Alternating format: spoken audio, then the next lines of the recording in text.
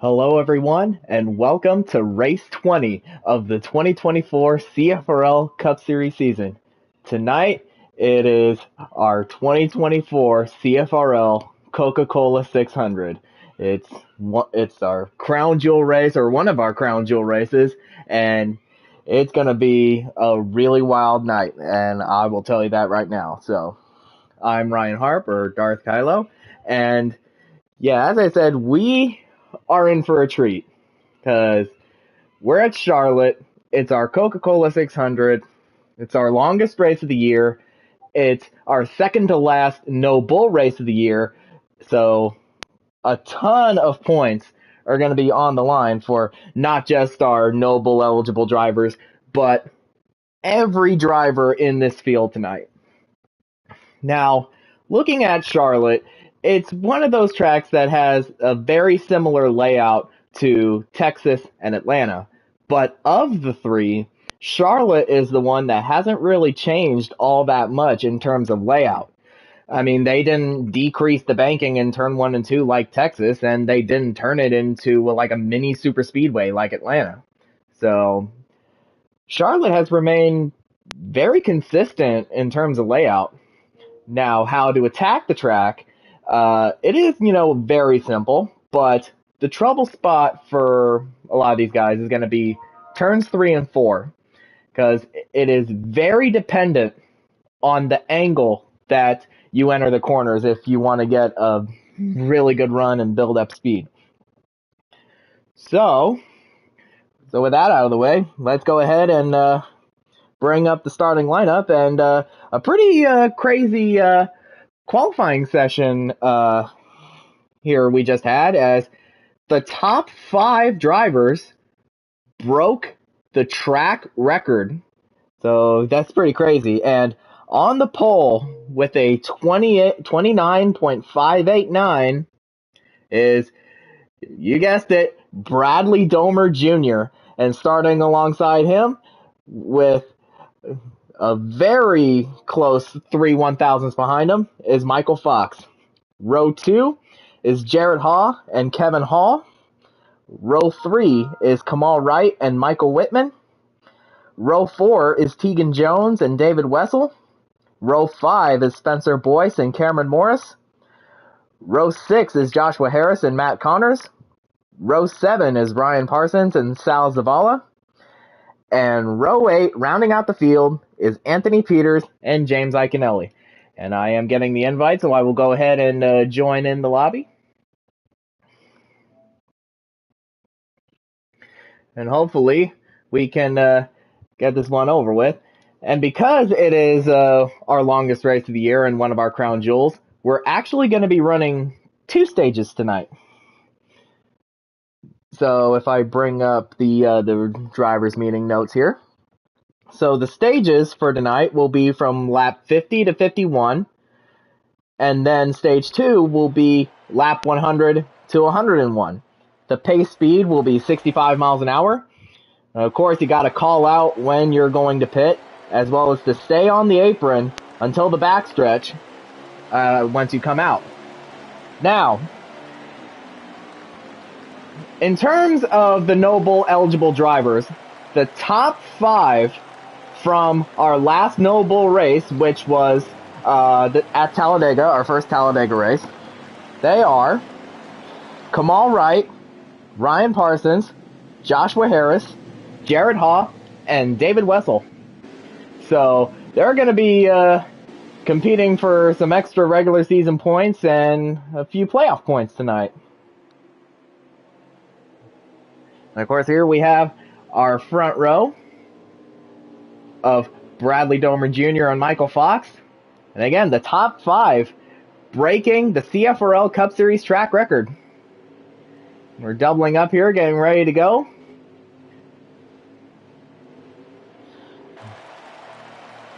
It's going to be a crazy one.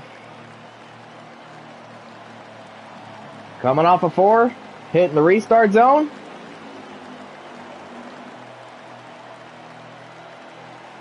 The green flag's out. Now go get 'em, boys.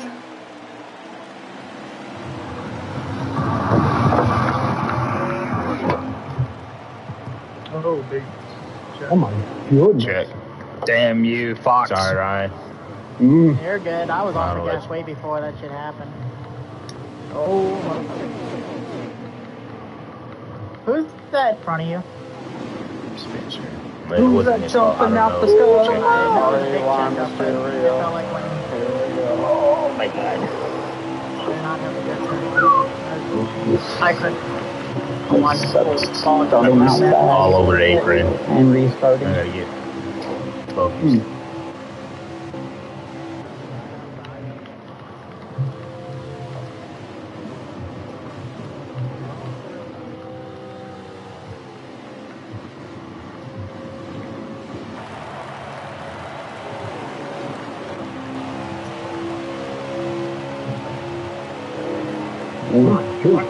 No, it's go right there for some reason.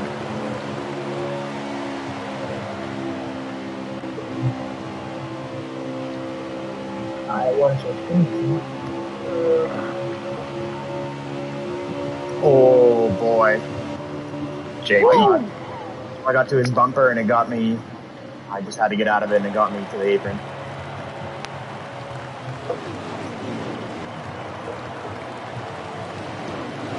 God, I was having to let off the gas so much right there, and it was hard to keep it off the apron. Being off the gas that much. Big push.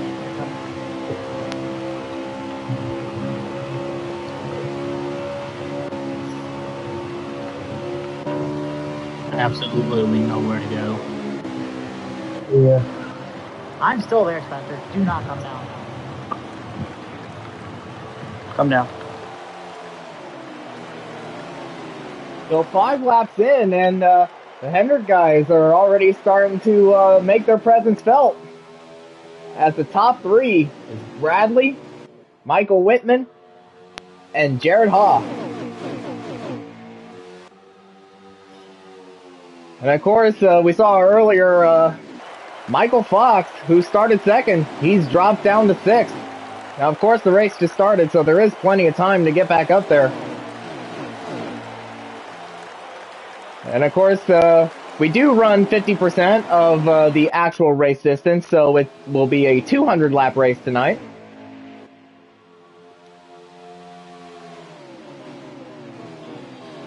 And already, if I can bring up the qualifying results again, one of the biggest movers of the race so far is that bright camo green 9 car of Michael Whitman, as he gained 3 spots from his starting position, as he's currently running in 3rd. He was in 2nd earlier, but of course Jared Haw took that position away from him.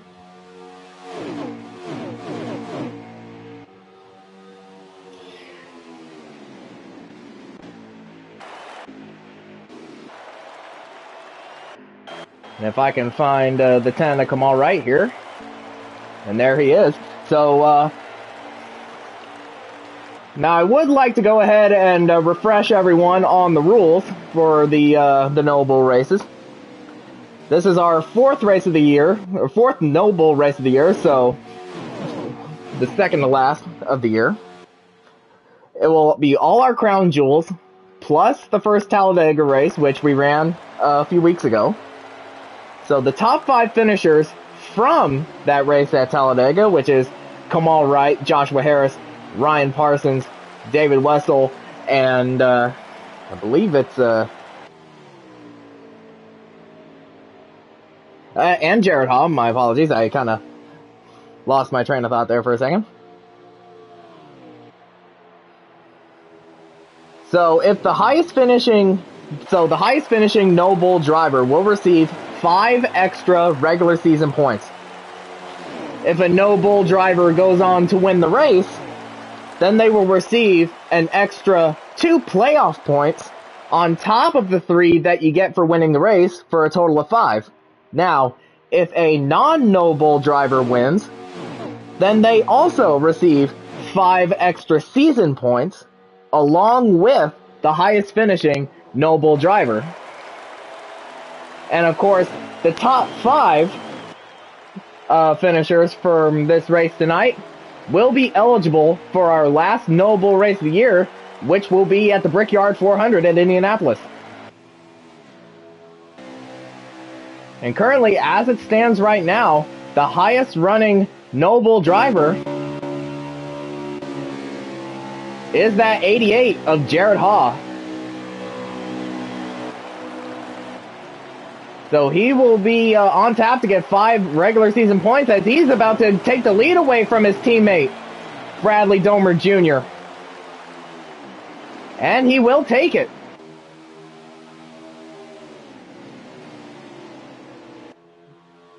And if Jared Haw goes on to win, he will receive 2 extra playoff points on top of the 3 that he gets for winning. So 5 playoff points in addition to 5 extra regular season points. So that'll definitely help him out in the point standings. And speaking of the point standings, Tegan Jones has taken over the top spot in the points by 2 points over Michael Whitman.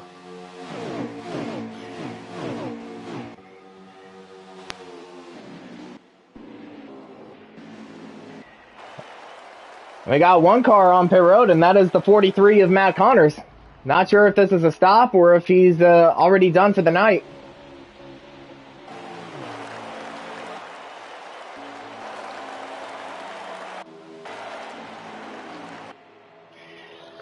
And where Jared Haw is in the standings, he is currently 7th in the playoff standings, 4th in the regular season standings. So I would say he is pretty safe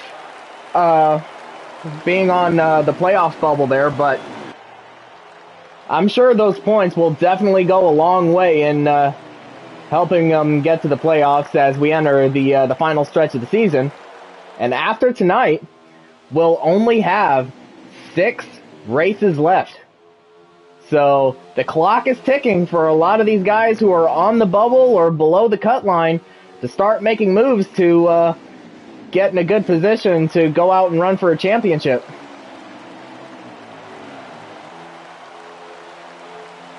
And we got the top 6 running pretty much single file. And they have broken away from the rest of the field as we see 1 car get a little high on the track, and I believe that is the 4 of Tegan Jones. Yeah, it is as we ride along with Wessel.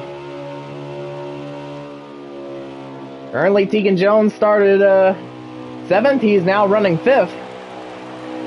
So he did not start from 9th position. So it wouldn't be as funny if he goes on to win tonight, considering the results, the qualifying, the race results of the last 2 weeks. And of course, Tegan Jones has won the last 2 races. Las Vegas and Dover. Started 7th at Vegas, he won. Started 8th at Dover, he won. So he's gone back to 7th place for a starting position, and he might try to go out there and get himself his 9th win of the season.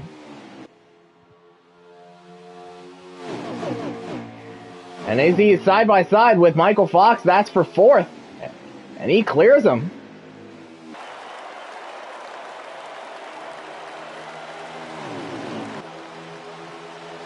So the top 6 has now become the top 7 in terms of them all running together and breaking away, as the 10 of Kamal Wright, a 3rd Stewart-Haas car, has joined this this conga line, if you will.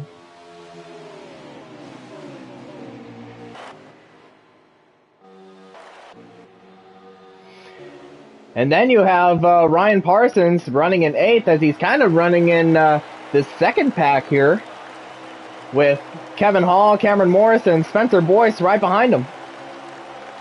And after that, it's pretty much all spread out from there, as Kevin Hall makes almost a diving move on the 14 to try to take 8th away.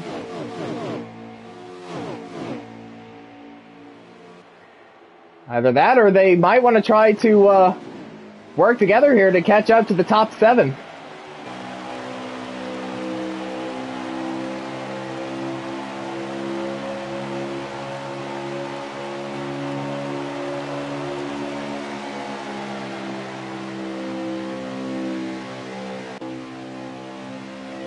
Meanwhile, the Hendrick cars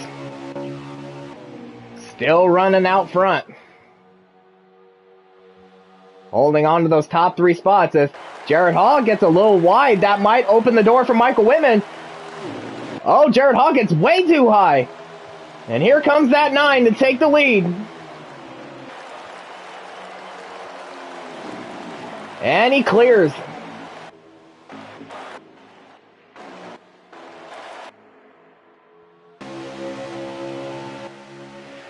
So the 9 of Michael Whitman taking advantage of a little mistake from his teammate to take the lead. But Jared Hall might come back at him here. Right on that back bumper of the 9.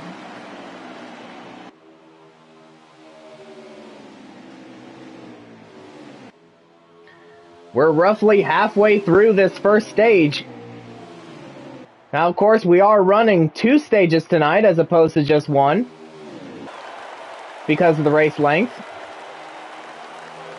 Oh, they got 1 car way up high into the wall. That's the Tentacum, all right. He gets way into the wall. Hit the wall, lost it, overcorrected it, and he hit the wall again. So that's going to cost him a lot of time.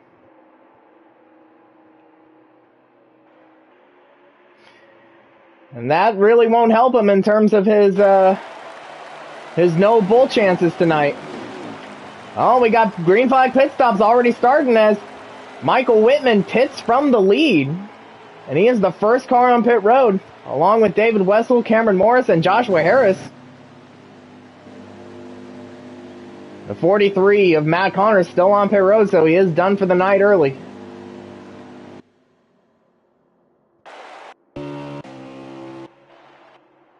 So Jared Hall retakes the lead, but only briefly, as I believe he might start thinking about coming to pit road. Because of the tire wear and fuel usage rate that they run in this series. I don't think they can make it to lap 50 without coming to pit road. So those guys like the likes of Michael Whitman and David Wessel and Cameron Morris, they might know something that these other guys don't know.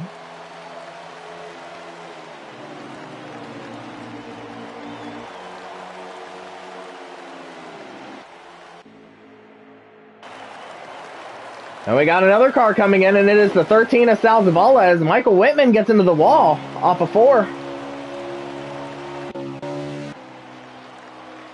And we see Kamal Wright come in for his stop, or at least come out of pit road.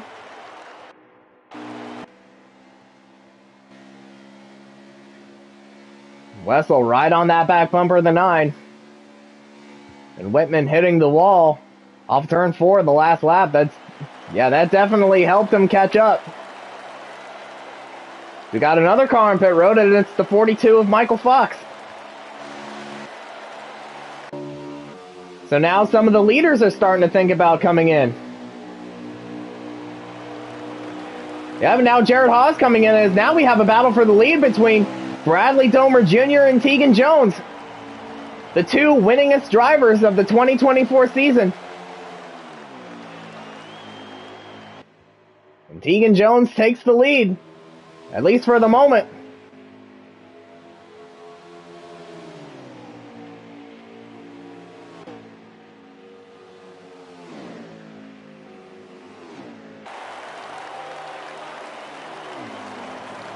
And now Bradley's coming into pit.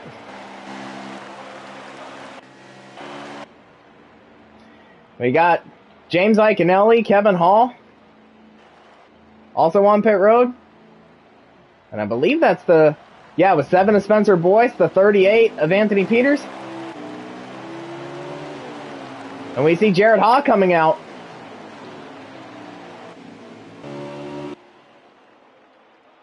We got Ryan Parsons in.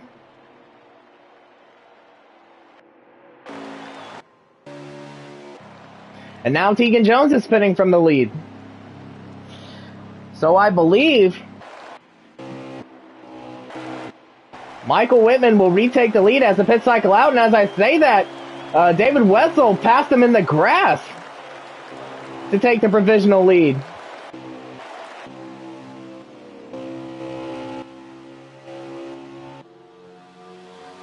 So a pretty risky move from the 41. And because of that move, I think he might just take the lead.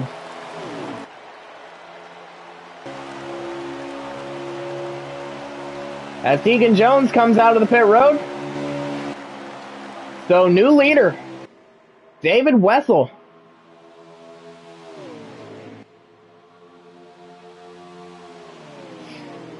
We have about 19 laps to go.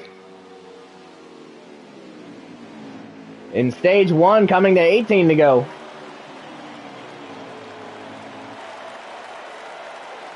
So David Wetzel is your leader. But that 9 of Michael Whitman might start breathing down his neck here in a little bit.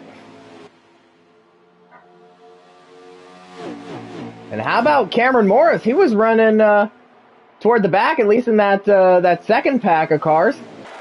And now he finds himself running in third.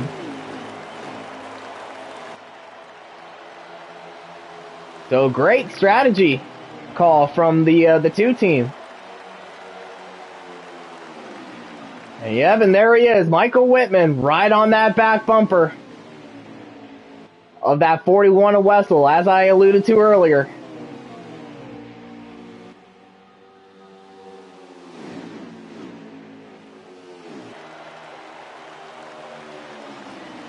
And Whitman trying to make that move, but he's just not quite fast enough yet.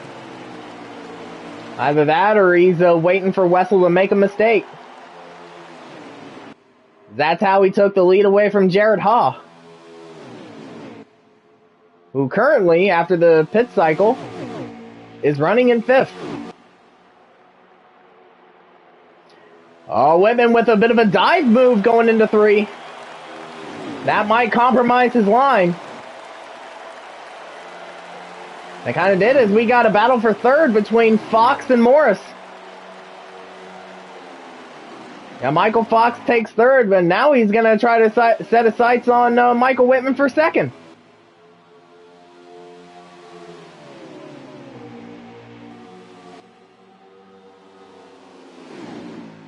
Whitman with another dive move into turn 3, and that's going to allow Michael Fox to get his nose in there.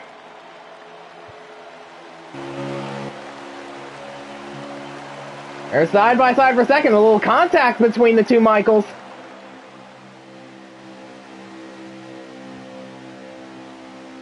And Michael Fox clears Whitman for 2nd.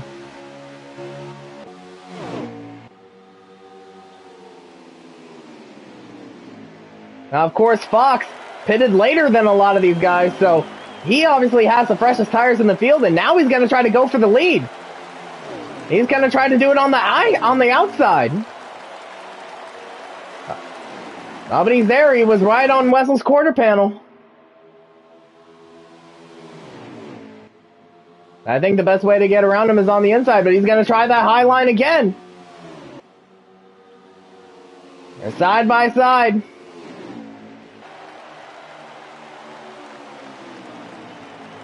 But Michael Whitman is there. We're about to have a 3-way battle for the lead. Contact between the 41 and the 42. Now contact between the 42 and the 9. But now Cameron Morris is trying to take 3rd away.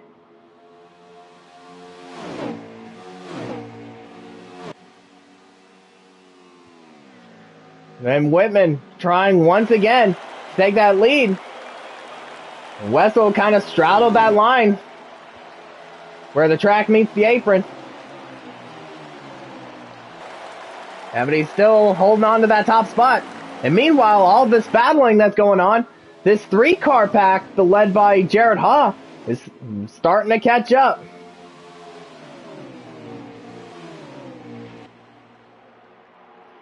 Whitman with another dive move into 3, almost gave him a little bit of a shot.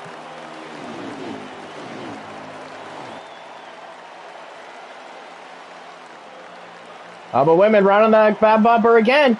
On the inside of Wessel, or at least tried to get down to the inside. But Wessel cuts him off.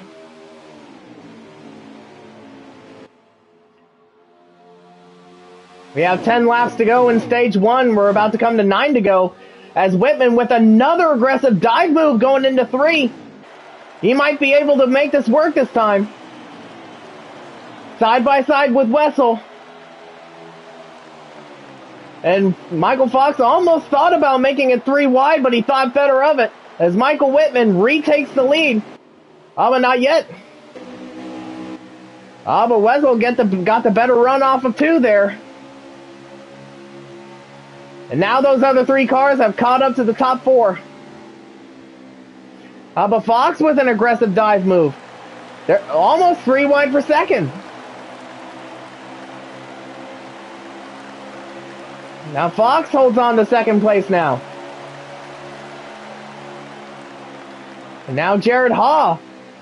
He was running in 5th. Now he's up to 3rd.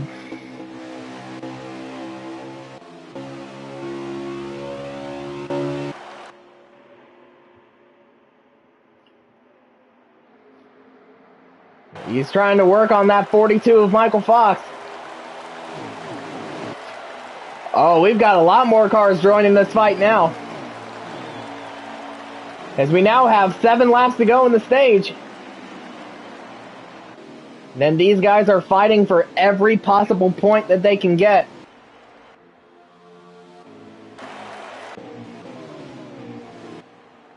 Meanwhile, David Wessel, after all of this madness, he's still out front. But not for long, as here comes Michael Fox on the inside. A little bit of contact between the two. And Fox is going to try to take the lead on the inside this time. And they are still side by side into turn 2.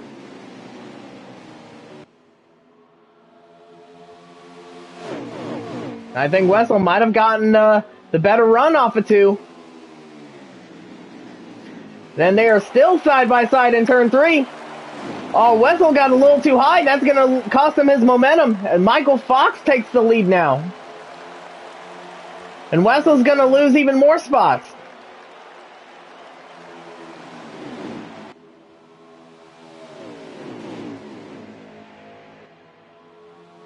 So Michael Fox is your new leader here at Charlotte. As we're coming to 4 laps to go in stage 1.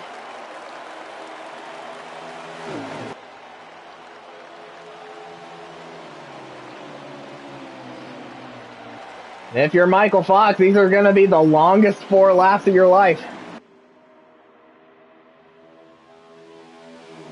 And if it were 4 laps to go in the race, those laps will be even longer.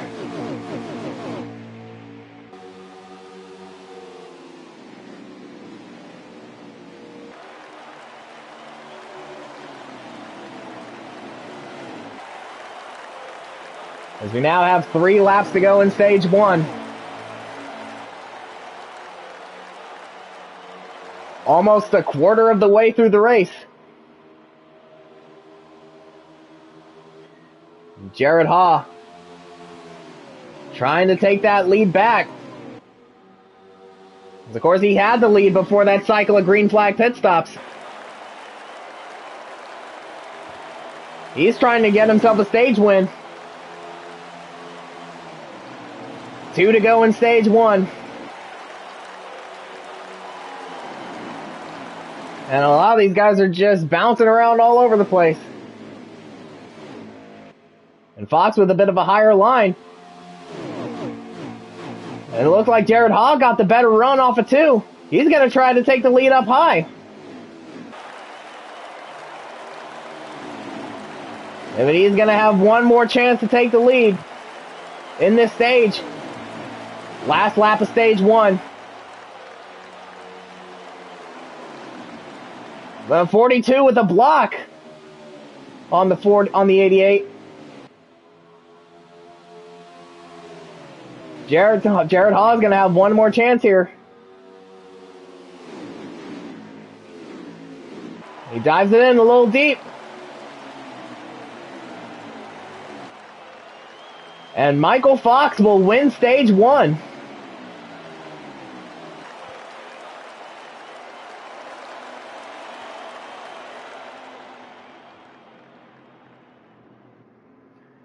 Yeah, so a great battle coming to the end of stage 1.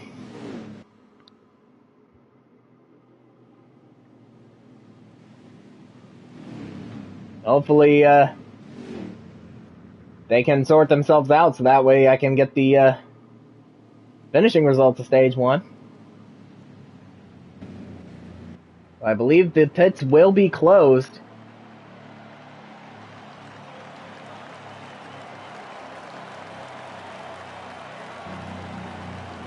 Alright, so yeah, pits are closed, and I believe they are starting to get in line here. So it looks like, as of right now,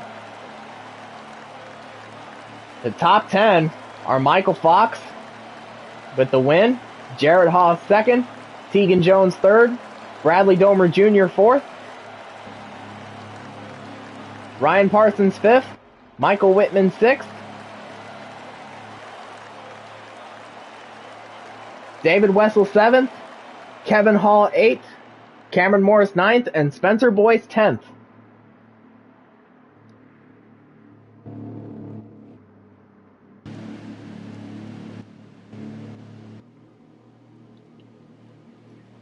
Yeah, if you thought the end of stage 1 was wild, we still got 2 whole stages left. And yes, we have officially crossed the 1/4 mark of the race. And for stage 2, we're going to be going to lap 101. So, white flag of stage 2 will be lap 100. And the green and white checker will be lap 101. Pit road is open and everybody is coming in.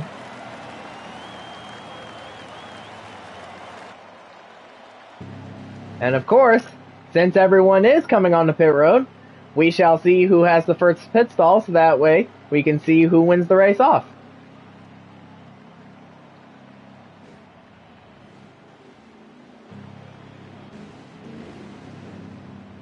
And it looks like it will be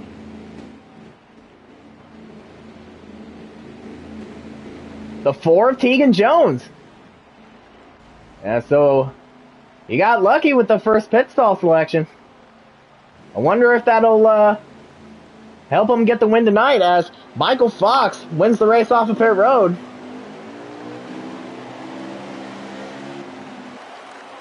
Tegan Jones third off.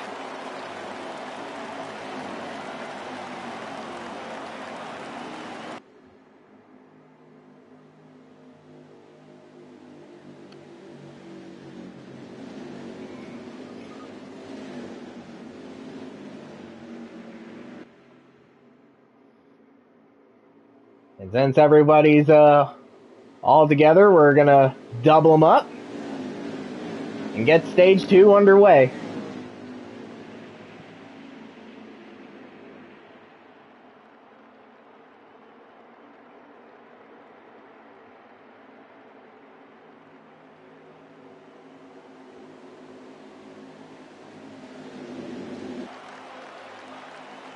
We're coming off of turn 4 now. And since it's the start of stage 2, I think we should go ahead and crank it up.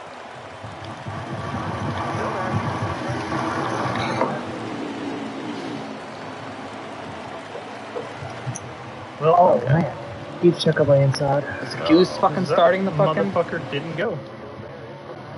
I didn't know Goose was still here. Jesus fucking Christ. Me or you? Ooh, Mike. Can I come down on you there? Sorry, Ryan. I got. Sorry, come to me. Put 3 wide. That's awesome. Oh, my goodness. S'mores lag. Oh. S'mores lag. Damn. It hit James. Oh, sorry. It hit Sorry, James. Bradley. I'm trying to give you room. Up the track. I'm sorry. I got super loose and I was trying to give you room, but I was losing it. Oh my. Oh, hang on here. Mike just lost it. Yeah, because of you. What did I do? You made fucking... it 3 wide, dude. I was on the top. You were behind me. What are you talking about? You slid up. We got some. I got hit by the fucking okay. you. Okay. Oh, it's more Wow. Yeah, he hit the 24. The 24 I got front end. lost a lot of time. Yeah. I got damaged because I say tried that, to get. but- I mean, I think. Dang it. Oh God. I don't know if that killed my car or not. But, you know, same thing happens with me, so I can't. Beethoven could have heard my car getting hit, and Stevie Wonder could have saw it. Dude, you forced 3 wide in between Parsons and whoever you got up. I didn't hit him though. I didn't put you in the. I didn't fucking slam you in the middle of the corner into the wall. Dude, I don't know what to tell you, man. It was very close to the wall, I'll tell you that much. But I got drilled mid corner and put into the fence and fell back to last because of it. But it was definitely tighter than what I was expecting. Oh, I hate the fucking me. Am I still lagging? Oh, you're good now. It was probably just a restart. Yeah, because nobody was lagging on my end. So, a pretty crazy restart that we had there. We got some guys going 3 wide. Cameron Morris was lagging. And, yeah, as you just heard on the chat, a bit of a confrontation of sorts between Kevin Hall and Michael Whitman. As, I believe one or the other of them forced it 3 wide. Then Michael Whitman, he hit the outside wall. He got quite a bit of damage on his front end.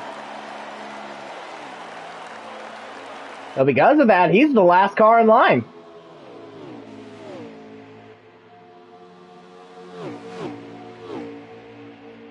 Yeah, that's definitely gonna hurt him. Yeah, especially when he comes down to pit road and repairs it. And I'm sure there's probably going to be at least 15 seconds of damage worth to repair there. But meanwhile, it is Michael Fox still holding firm at the front. And he has a Tegan Jones running in second. Fox got a little too high off of 4. But Tegan Jones, that cost Fox's momentum, and now Jones right on the back bumper of the 42. He tried to make a move, even going into the grass, but ultimately it was for naught.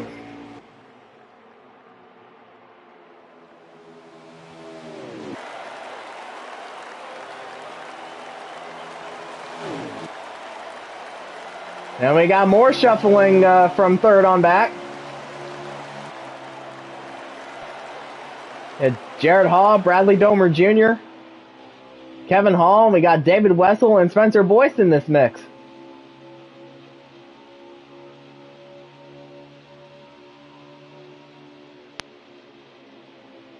Bradley takes third away. Oh, but he gets onto the apron.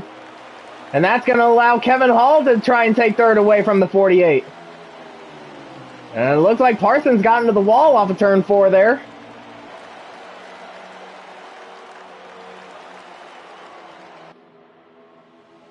And Bradley still hanging on to that third spot, at least for now.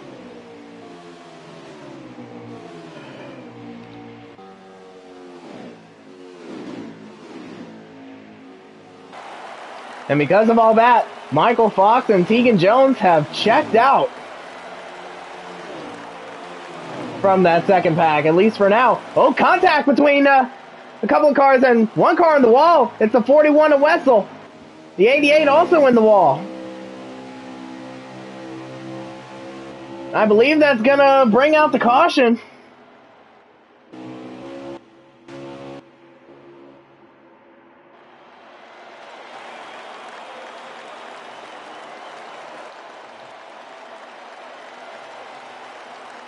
And yeah, caution is out. That was the race back to the line.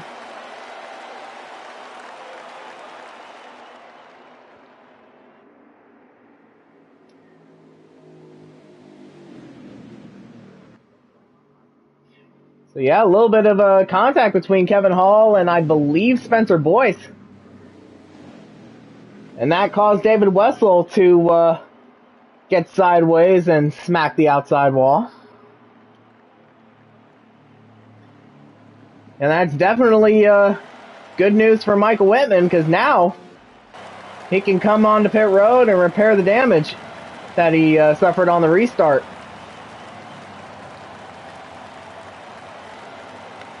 Now, of course, he will have to start in the back if the repairs take long enough. I'm looking at his pit menu, only 2 seconds of damage, so not bad for the 9.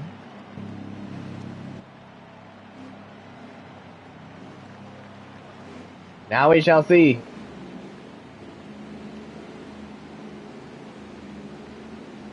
Who wins the race off of pit road here?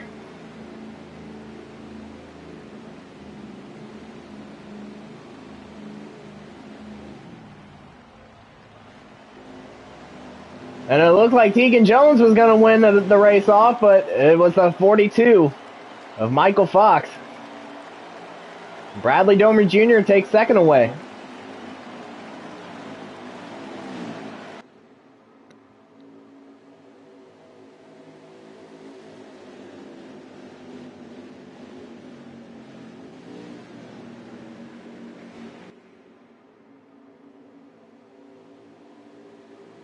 Now, we're almost halfway through the race, and it looks like Michael Fox is the one that has the car to beat.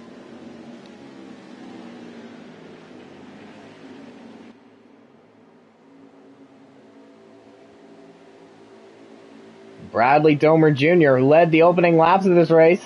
Of course, the pole sitter who broke the track record. Like the top 5 starters all broke the track record. As we're coming off of turn 4, we're getting ready to restart this race. The green flag is out. We're back underway at Charlotte. We saw a little bit of contact between the 42 and the 48. Michael Fox got the better jump, and he keeps the lead.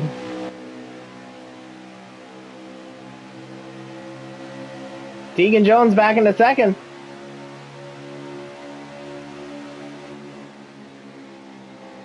Oh, we got one car on the wall, and I believe that is the 2 of Cameron Morris.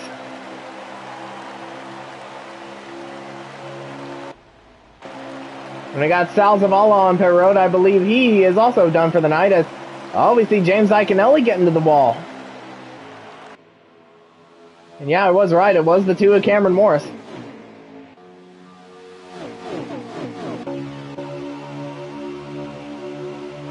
And we got a battle for 5th between Kevin Hall and Kamal Wright. And Kamal Wright holds on to that 5th spot, and now Hall is being challenged by Joshua Harris and Michael Whitman.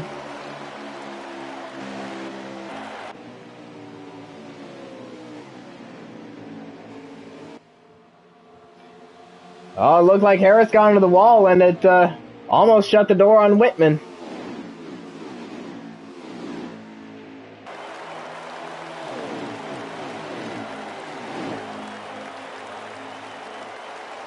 And we got Jared Hall, who was also involved in that accident that brought out the caution. Of course, he's now in the back, trying to work his way back up to the front, as is the 41 of David Wessel.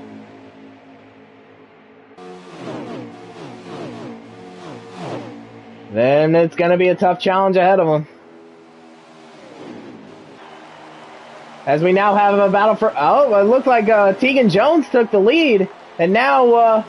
Bradley Domer Jr. got around Michael Fox for 2nd, and now Spencer Boyce is trying to get around him for 3rd. So something happened to the 42 of Michael Fox, as he's now almost dropping back to 5th. I believe he got a little too high off of turn 4 and hit that wall, and that allowed Tegan Jones to get around him to take the lead. So Tegan Jones is now your leader.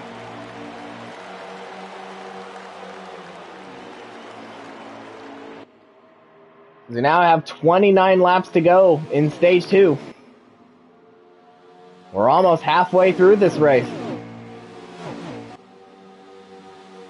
Tegan Jones trying to win his 3rd race in a row and his 9th overall this season. Oh, Kevin Hall gets into the wall off of turn 4.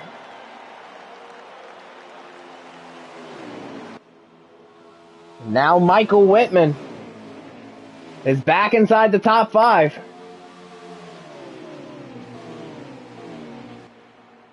So a very nice recovery from that 9 car after a little incident between himself and Kevin Hall.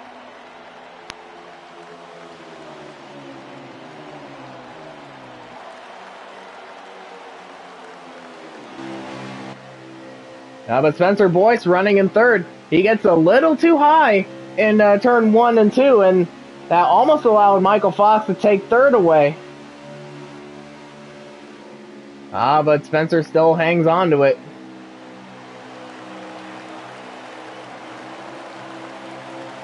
Now we're starting to see the top 6 get back together again, but everyone else is just all spread out.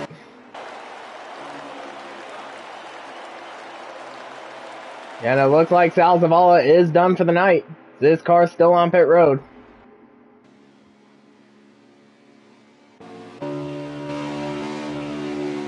We're riding along with Ryan Parsons here. Currently, he is running in 6th.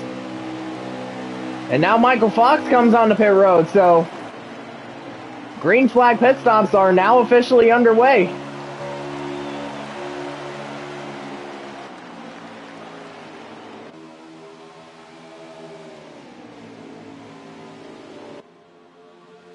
So Tegan Jones, Bradley Domer Jr., and Spencer Boyce. Your top 3. Spencer Boyce tried to make a move on Bradley. But he thought better of it. We have another car on pit road, and that is, I believe, the 10 of Kamal Wright. Also on pit road. Yeah, it is the 10 of Kamal Wright. Now, I believe he might have lagged out again, so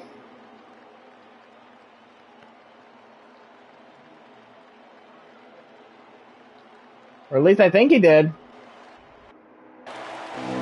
So if that's the case, so one of the no bull guys out of the race.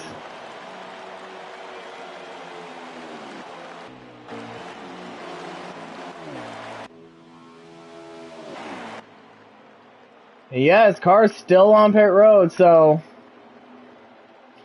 yeah, Kamal Wright. His internet does him dirty once again.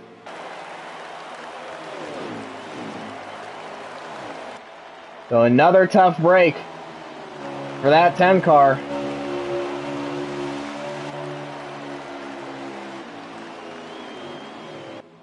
Yeah, how about Spencer Boyce running in 3rd? I believe, if I can bring up the qualifying results. Yeah, he started 9th. Yeah, so Spencer Boyce started 9th. He's now running in 3rd, so a great drive for him.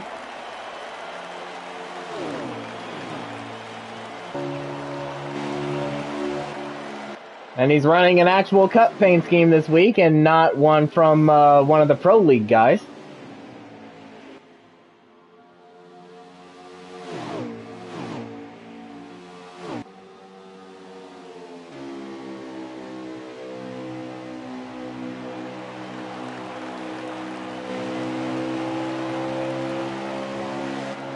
We still haven't really seen anyone else in this field apart from Michael Fox coming down the pit road, so it might be an unscheduled stop for the 42.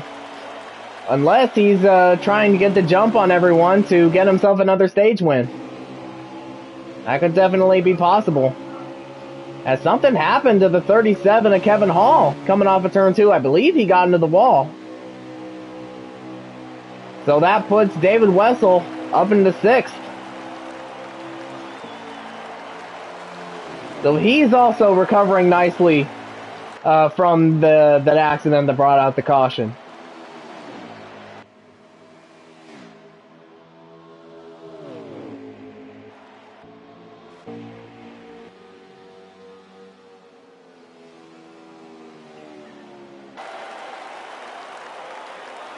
top three is still Tegan Jones, Bradley Domer Jr., and Spencer Boyce.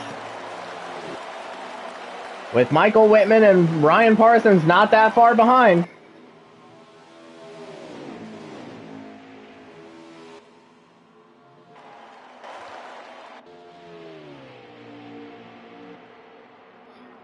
Now, of course, because the length of this race tonight, it is our longest race of the season, we did start a little bit earlier than we normally would.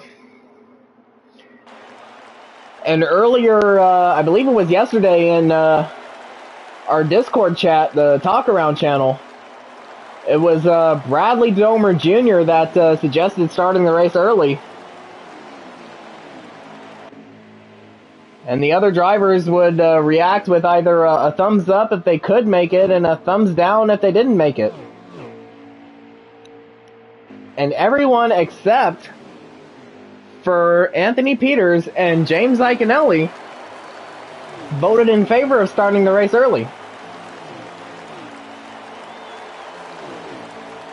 Maybe because they couldn't make it as they have other obligations. But here they both are running in this race, so they were able to get whatever they were doing done. So that way they can join us all for the race tonight.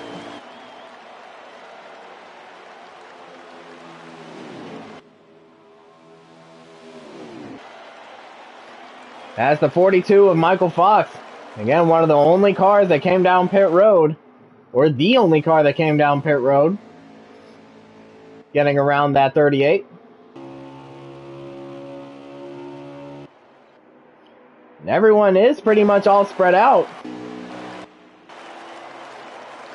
As apart from the top five, the only battle on track from 6 on back is this battle for 6 between David Wessel and Cameron Morris.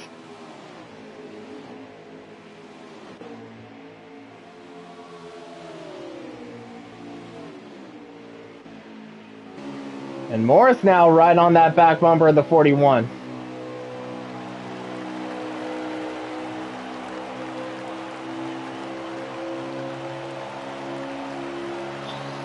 And it looks like we have 14 laps to go in stage 2.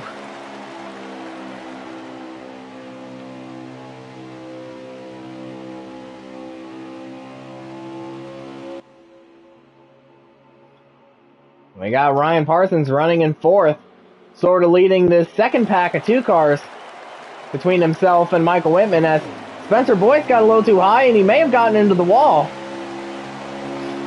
Yeah, and that's definitely going to allow the 14 and the 9 to catch up to the top 3.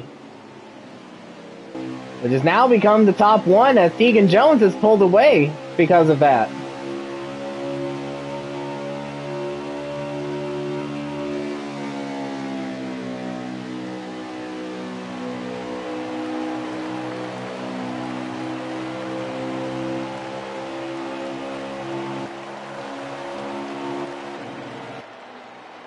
Now with Tegan pulling away because of that Spencer Boyce and Bradley Domer Jr. Little scuffle there.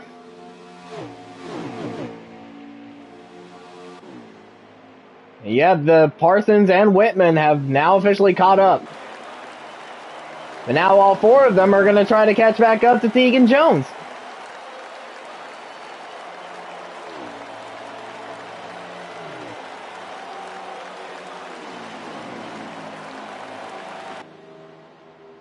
Of course, if they want to do that, they do have to start running single file and work together.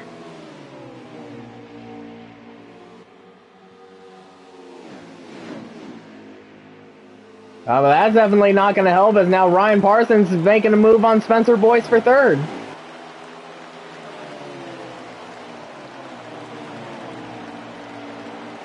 And he will clear the 7.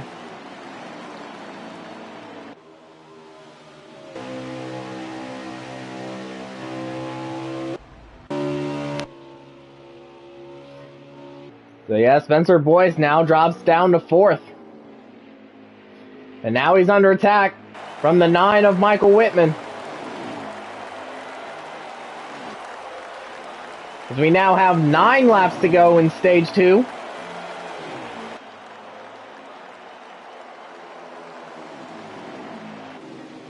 And it looks like now they might start to get their act together here. And try to make a run on that 4 of Tegan Jones. And it looks like they will. Yeah, we got Thomas Murray, trainer, in the chat saying, go 9.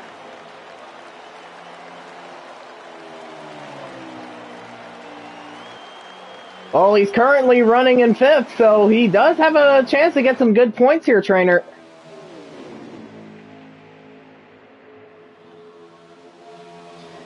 And it looks like speaking of Whitman on his stream, it looks like he only has about 2 laps left of fuel. So because of that, it looks like everyone might not make it to the end of the stage. As I say that, both the 9 and the 7 are on pit road now.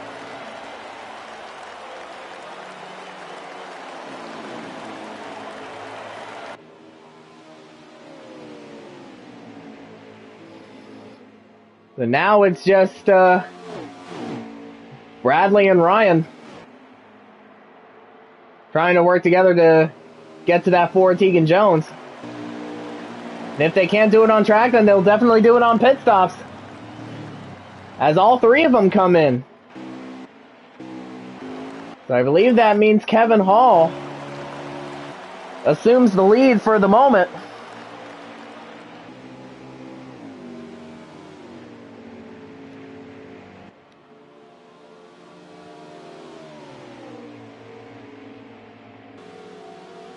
As I believe there's about, oh, and my apologies, I believe it is still, Tegan Jones still leading. I believe there, yeah, he is, still leading here. He's coming off of pit road.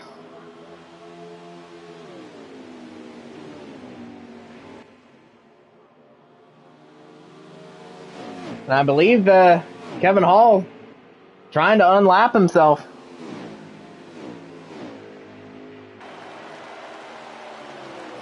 And yeah, that move was not for position. Tegan Jones is still your leader. We now have 4 laps to go in stage 2.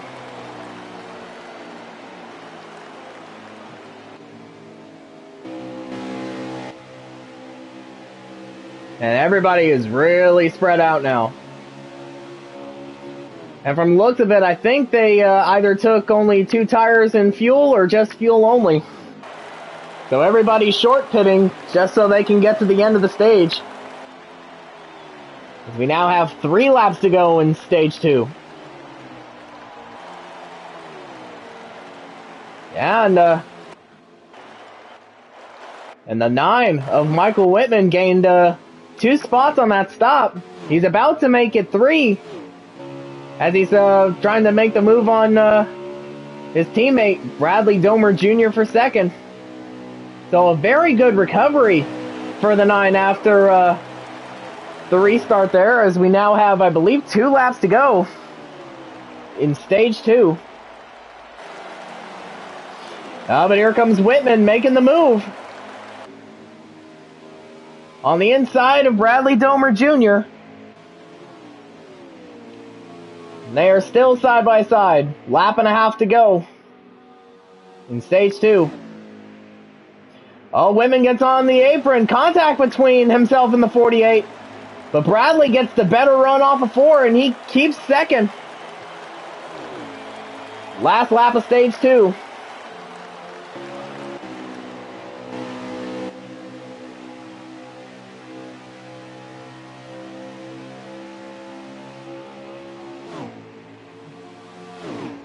Yeah, Tegan Jones has definitely checked out.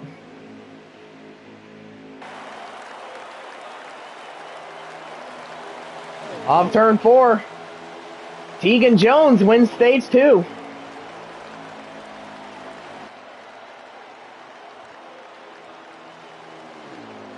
And Bradley holds on to 2nd with Michael Whitman in 3rd.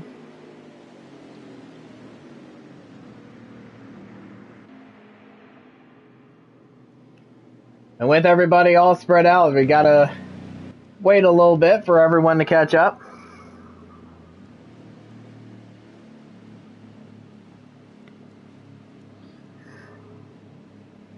And so, from the looks of it now, Tegan Jones wins stage 2, Bradley Domer Jr. second, Michael Whitman third, Ryan Parsons fourth, Michael Fox fifth, Jared Haas sixth, David Wessel seventh, Spencer Boyce eighth, Cameron Morris ninth, and Joshua Harris 10th.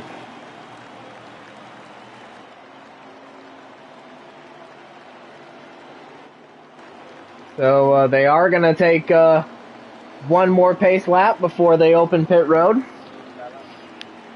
Of course, that's so the admins can get the stage results.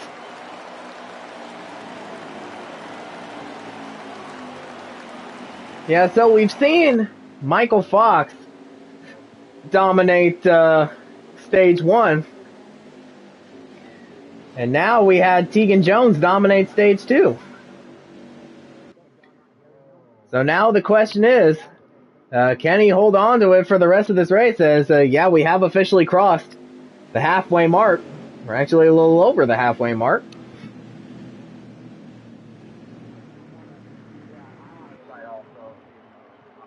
A little bit of chatter in the race chat. I believe I finished 5th, if I'm not mistaken. Okay. Right. Okay, I guess we're going down here. Yes, you did finish 5th because I finished 4th and you were behind. Who would Mike win in a fight against those two? No one. No, he's pretty feisty. I'm You scrapping. kick your ass, Bradley. I'm not going He'd to lie. be dirty. I think there is still a little bit of a confusion over the stage results, but pit is open and everybody's in.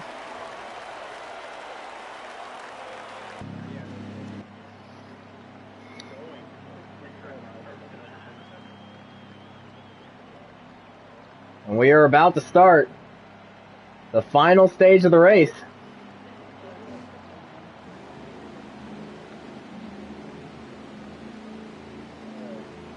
Gonna have a little under 100 laps to go.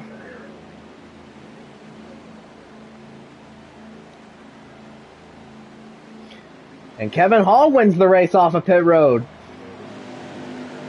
Quite easily.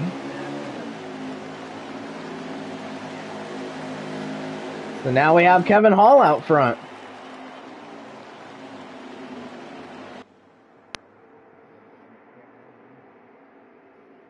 But with plenty of fast cars behind him, how long will his lead last?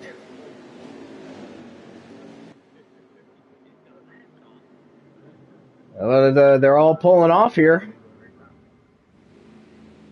Either to get the stage results or because someone else was ghosted. Yep, everybody's coming back on track now. So I think we may take one more pace lap so that way these guys can double up. You want to be a doll and you pick the top?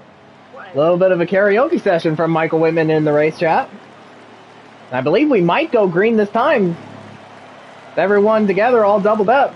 So, start of the final stage. It's time to crank it up.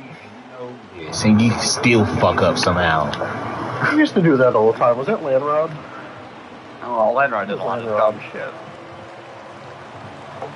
What, like 7 pace laps because he was so confused? Mindkiller had one of those too.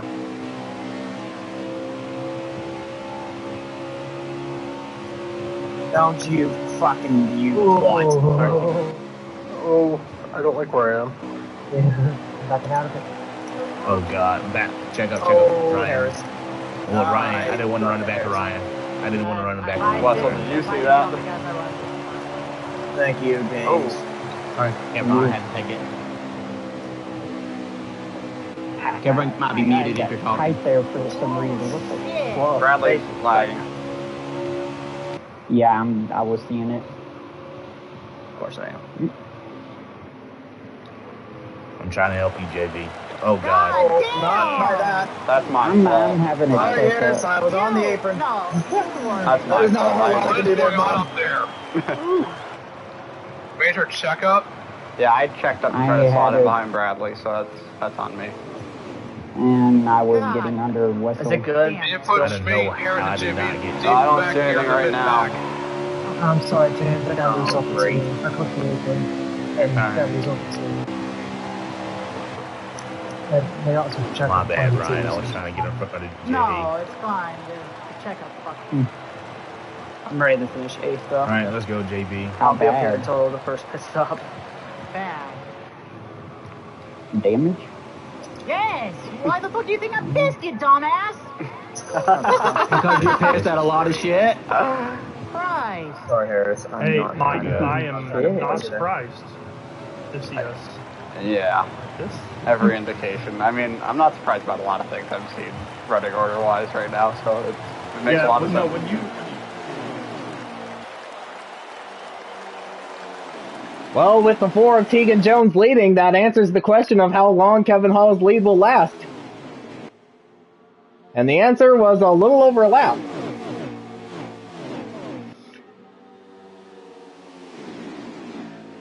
And we had a few checkups on the restart, as Parsons clearly exclaimed on the race chat.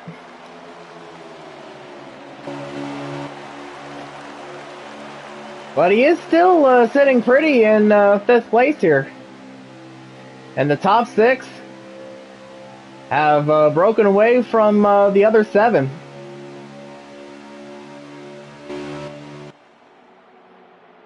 So yeah, it is Tegan Jones back out front. Bradley Domer Jr. in 2nd. And Michael Whitman in 3rd.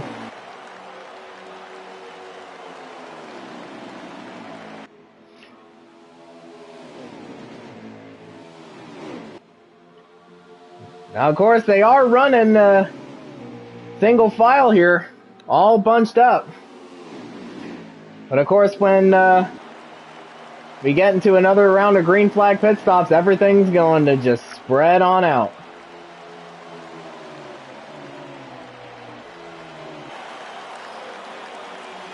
"90 laps to go." So there is still plenty of time for the guys running in that second pack of 7 to start making moves. And of course that second pack is led by the 88 of Jared Haw.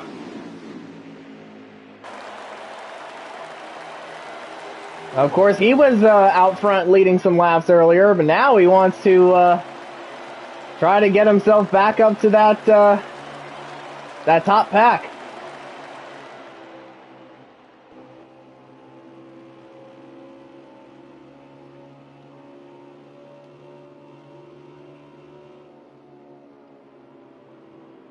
Riding along here with Ryan Parsons, running in 5th.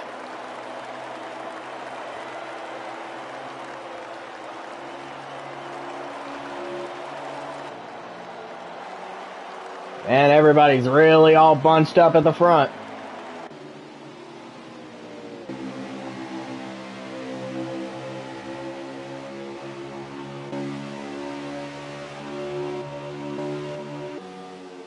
And with everybody running pretty much single file the way they are right now, it almost kind of looks like the race at Vegas a couple weeks ago, as well as a real race at Atlanta.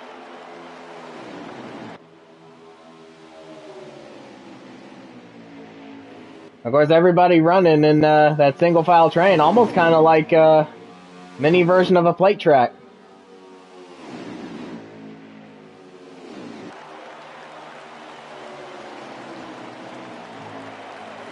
Yeah, but unlike our Atlanta, Charlotte isn't as hard on your tires. But really, it's the fuel that you kind of have to worry about.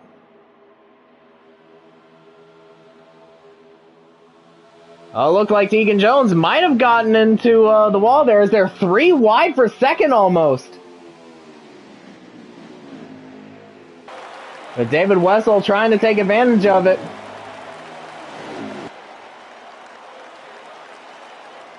Also, Bradley Domer Jr. trying to take that lead away.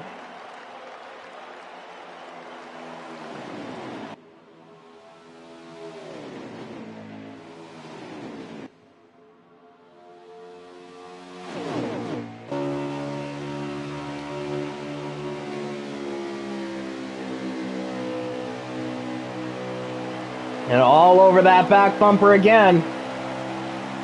That 48. Trying to make something happen. But so far, it's to no avail. But that 41 of David Wessel's now right on that back bumper of the 48.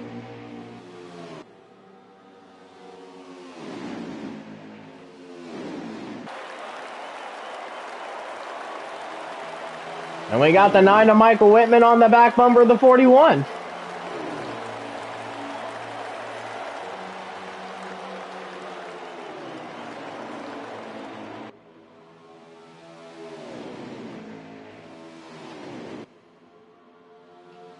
But they're starting to shuffle a little bit.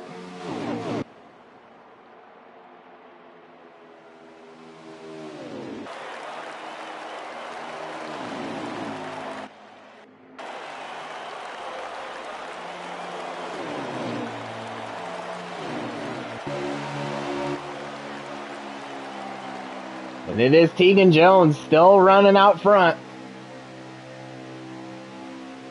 Well, it looks like that second pack of 7 is now just a second pack of 5. Led by Jared Haw. Followed by Cameron Morris, Spencer Boyce, Joshua Harris, and James Iconelli.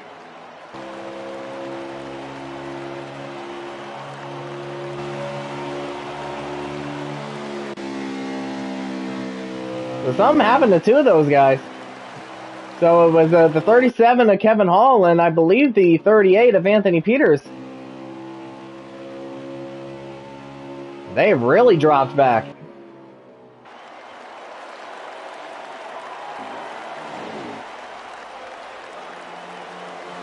We have David Wessel running in 3rd. He was the cause of our only caution for an on-track incident. Currently, he's sitting in 3rd place. So another great recovery for him.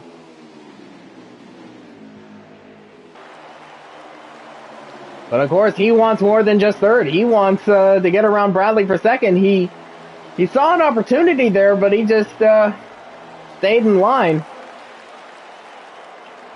But that positioning there might open the door for Michael Whitman to make a move, but again, he just stays in line.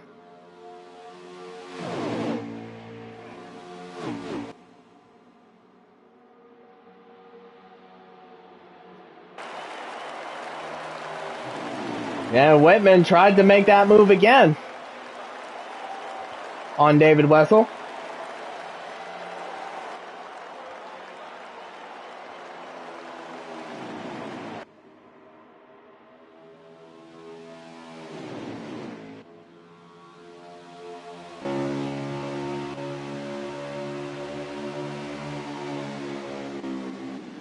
And everyone's still running single file, nose to tail. And they're not giving each other an inch.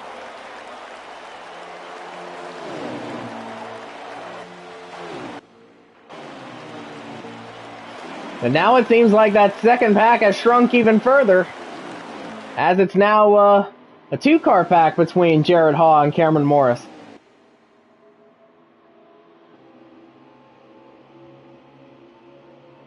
Currently they are running 7th and 8th. And then another 2 cars behind them. Joshua Harris and Spencer Boyce says Jared Hogg got a little too high off of turn 4. And Cameron Morris takes 7th away.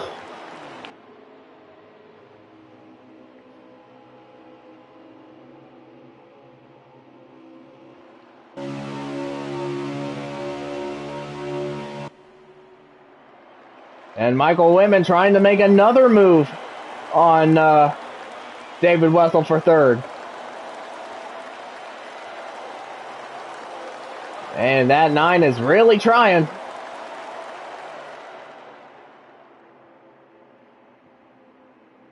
And he's hoping that Wessel makes another mistake, because he was a little too high in turn 3 and 4, running that middle lane.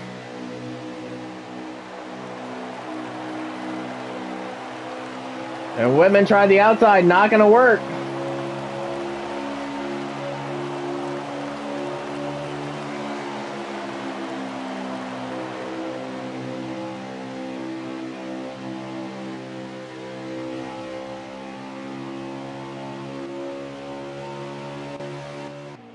The top 6 are still running single file.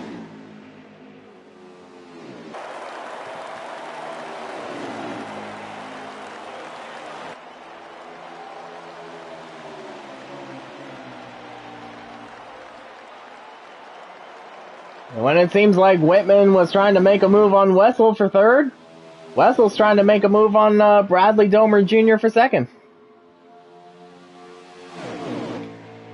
And of course, Bradley, our pole sitter,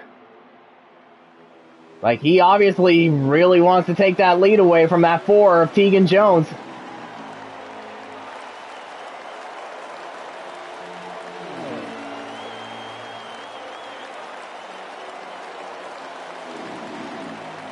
And of course, he's trying to set him up here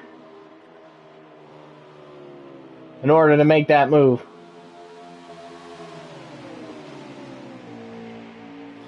But now it's looking like Tegan and Bradley are breaking away from David Wessel and everyone on back.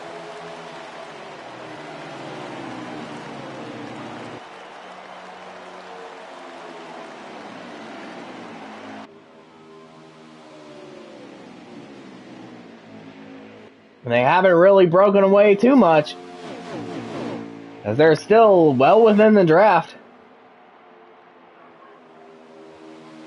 So they are back together once again.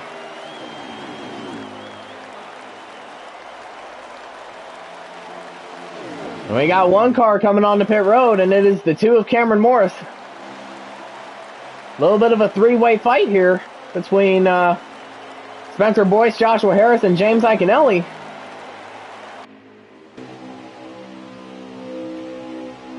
And I believe this is for 8th.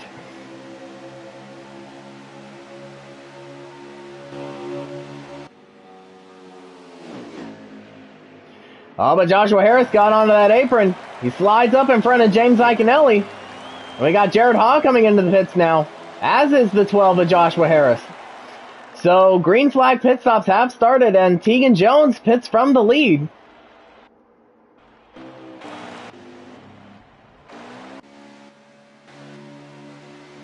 So Bradley Domer Jr. in the lead once again, but that's by virtue of Tegan Jones coming into the pits, and now Bradley Domer Jr. is coming in, as is the 9 of Michael Whitman.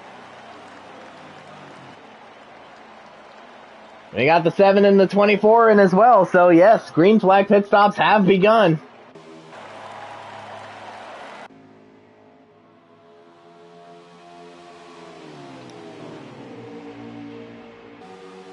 And now that green flag pit stops have started, this is where things really start to spread out.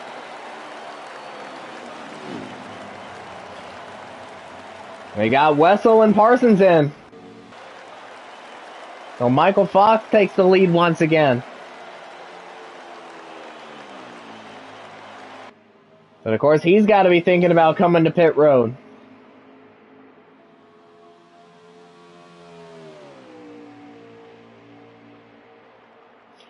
As there's now 68 laps to go, coming to 67 laps to go. And yep, Michael Fox is coming on the pit road right now.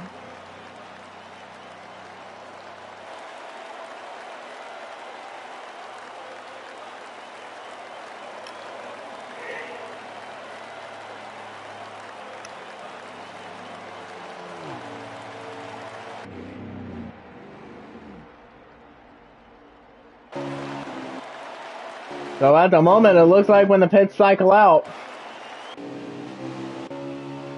it will be Tegan Jones that will reassume the lead.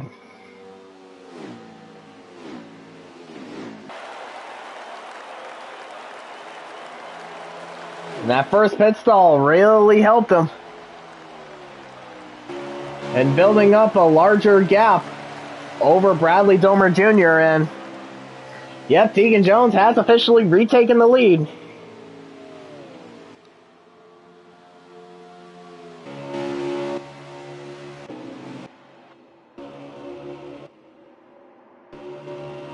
Yeah, so the top three have really spread out. So the only nose-to-tail battle on track, at least as far as the top guys are concerned, is the battle for fourth between David Wessel and Cameron Morris.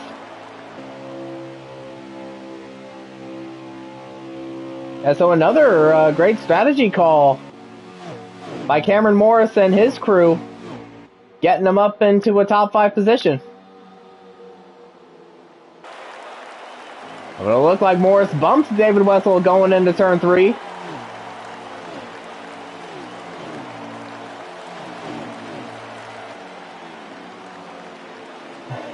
And I know this is kind of random and unrelated to the race, but I believe there's a ladybug on my TV screen.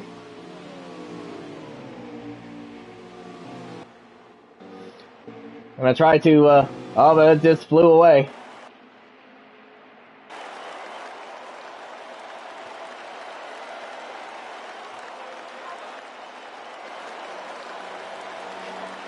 Yeah, so Tegan Jones with the fast stop and that first pit stall.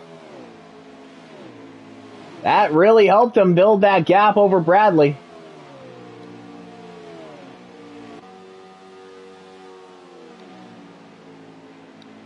And of course, Tegan Jones trying to win his 3rd race in a row, as well as his 9th of the season.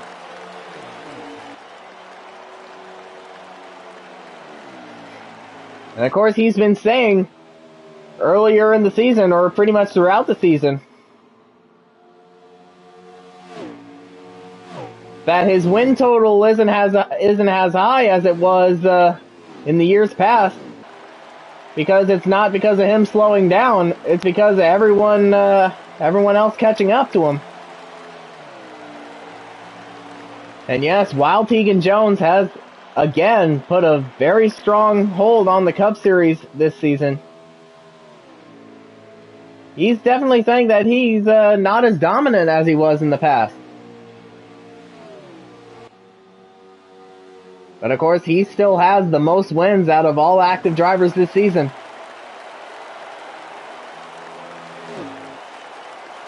As well as the most wins out of any one period.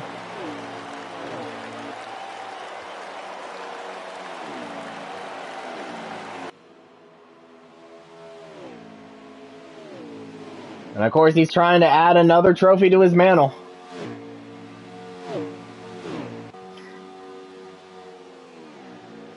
So we have 60 laps to go, coming to 59 to go.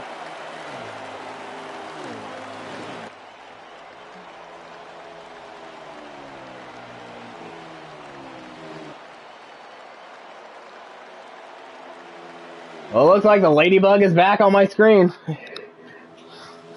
Hang on a second, I'm going to try to swat it away here.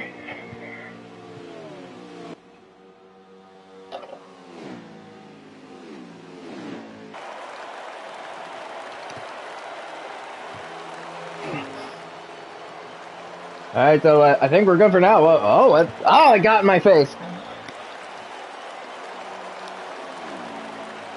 I think it almost touched my eyeball.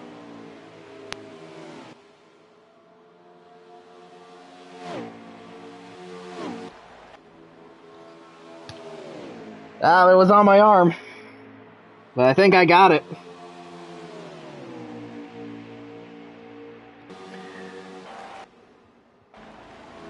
So anyways, back to the race as we see the 37 of Kevin Hall on pit road.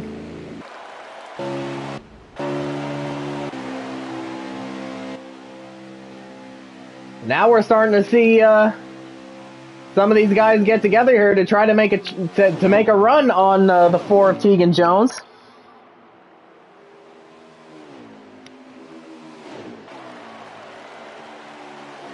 But Bradley got forced up high. And Michael Whitman and David Wessel take second and third away.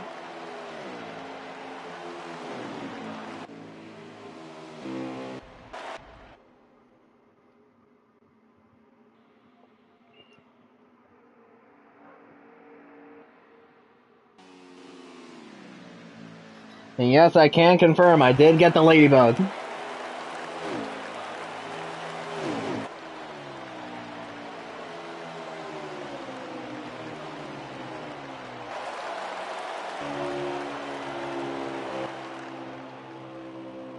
Yeah, so now Michael Whitman back up to second.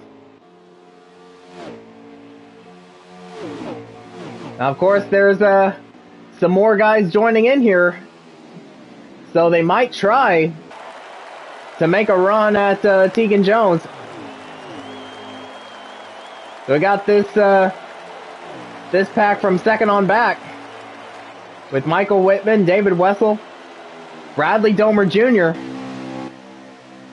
And it looks like Michael Fox and Ryan Parsons are trying to catch up to this group.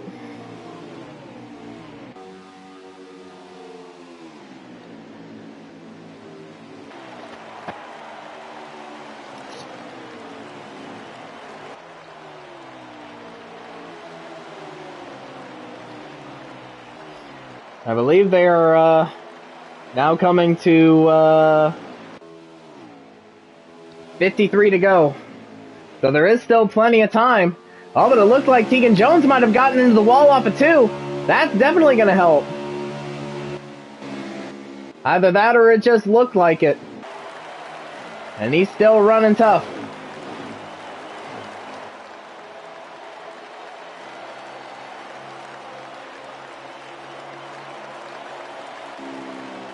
Yeah, he might have slowed down just a little bit, but he is still very much out front.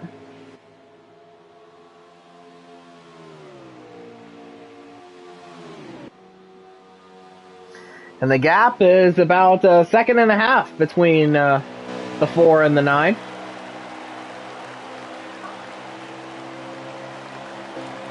Of course, we are starting to see both Fox and Parsons getting hooked up with the group of Whitman, Wessel, and Domer Jr.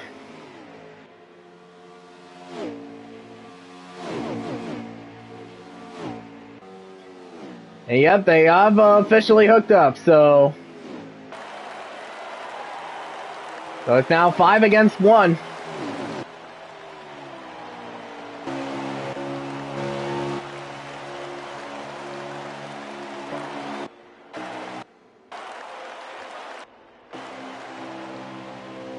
And the odd man out in this little scenario is the 2 of Cameron Morris.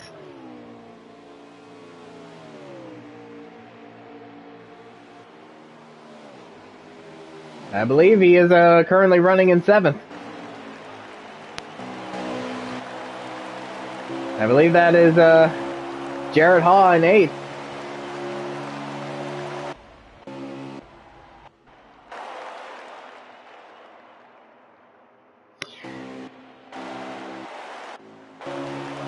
If I can go back to Whitman's view here, there we go. And it looks like the gap is starting to shrink a little bit. It was, last time I checked, it was 1.5. Now they brought it down to about 1.2, 1.3. So they are catching up, but just a little bit, though.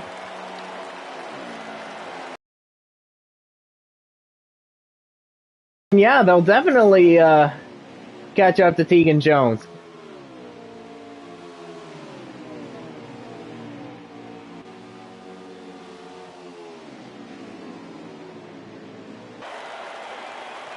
Looks like the gap came down to 1.1 now.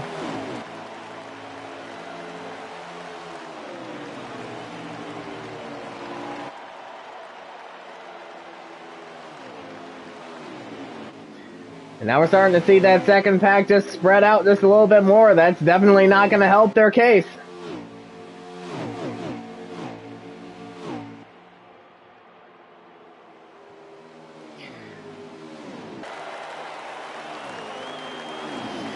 And the gap is now down to about a second.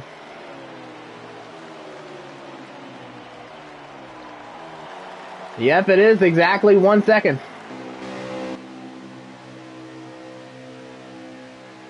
So Tegan Jones is still sitting comfortably in the lead, but that bright green camo machine of Michael Whitman is starting to get just a little bit bigger in his rearview mirror.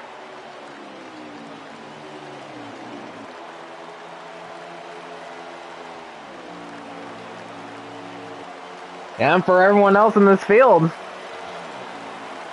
they might start thinking about green flag pit stops pretty soon. Yeah, another round of pit stops.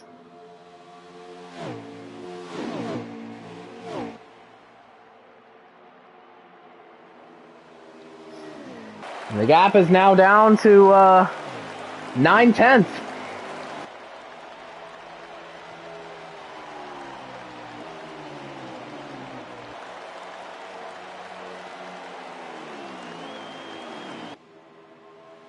And it's about still at 9/10.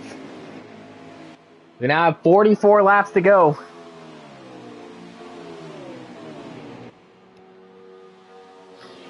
So yeah, we're now past the 3/4 mark of the race. We have been for a little bit. So these guys are now starting to run out of time. And the gap is still at 9/10. As we're now starting to see that second group spread out here. As Wessel and Whitman have broken away.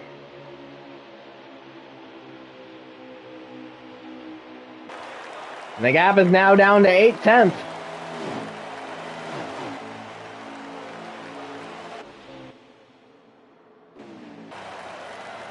Yeah, we're starting to see our first takers on the pit road. Cameron Morris and Jared Haw.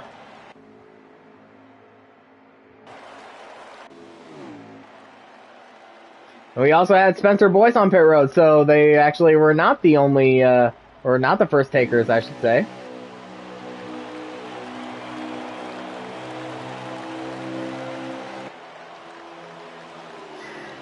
Yeah, and the gap is now down to 6/10 between first and second. And right when green flag pit stops are starting up,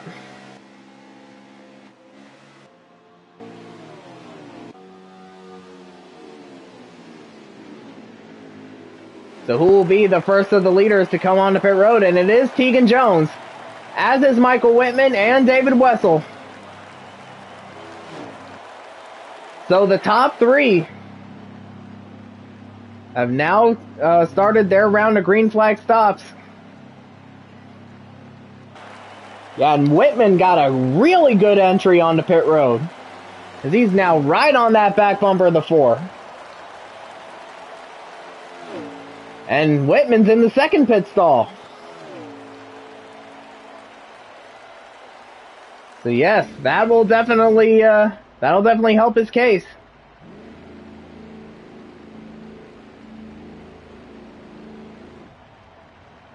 Yep, and they both get off at the same time. All three of them get off at the same time.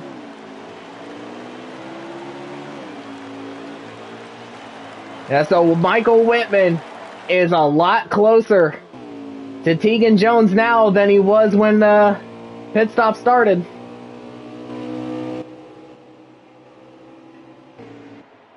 Of course, when the pits cycle out, the 4 will reassume the lead. As Michael Fox is still out there. And he is your current leader. As we see even more cars come in, the 24 James Iaconelli just got his stop done. And Ryan Parsons is now in for his stop. But here comes Michael Fox coming in to coming on the pit road.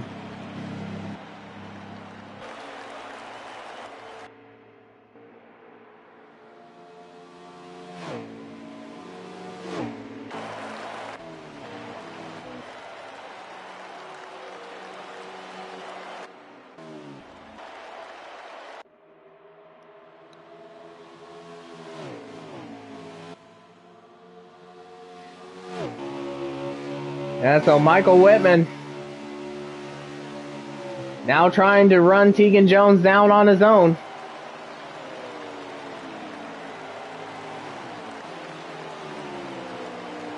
We now have 37 laps to go. And yes, Tegan Jones has taken the lead back. Yeah, and Michael Whitman at this point is close enough to where on his view you see Tegan Jones's name tag above his car.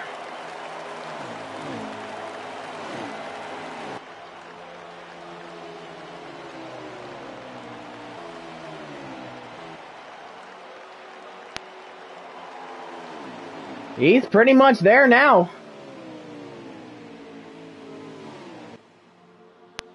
And Cameron Morris running in third, so another great stop for that squad.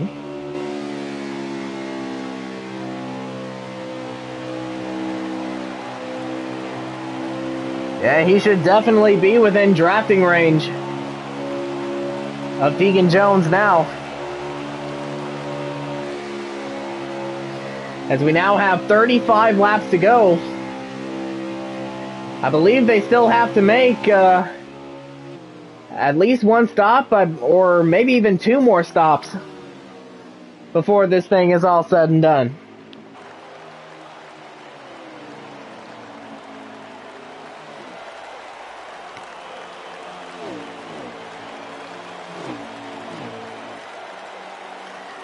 The gap is down to half a second.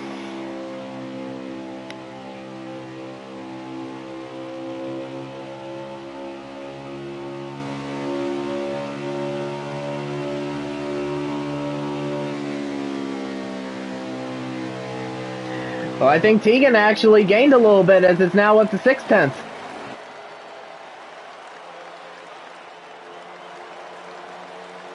Yeah, but if I were Michael Whitman, I would try my best to hang with Tegan Jones, at least from this gap, and not let him get away.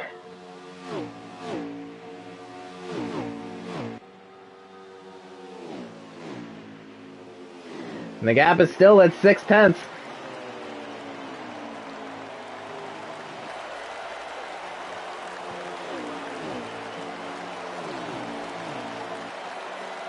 Well, Whitman might get some help in a little bit, as David Wessel has gotten around the two of Cameron Morris for third.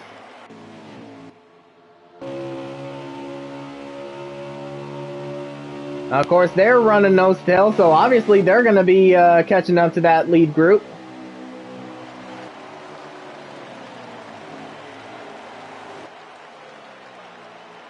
So Whitman might get a little help. And the gap between the top two is still stabilizing at 6/10.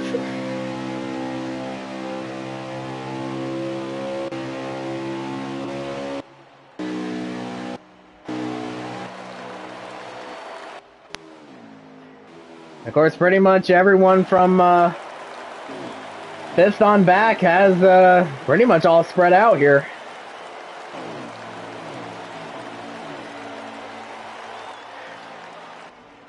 And Tegan Jones gained a little bit more. It's now up to 7/10.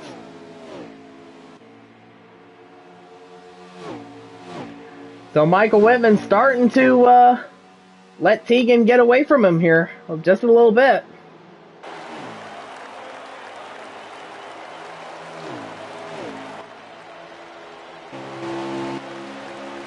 And now everybody from second on back is all spread out.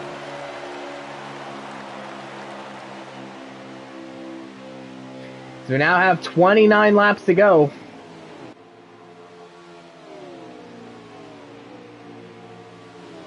And these guys will definitely have to make one more stop, at the very least.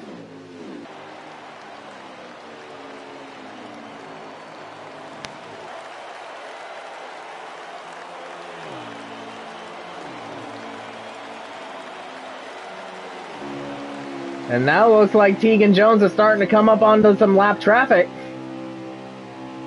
And that is the 38 of Anthony Peters.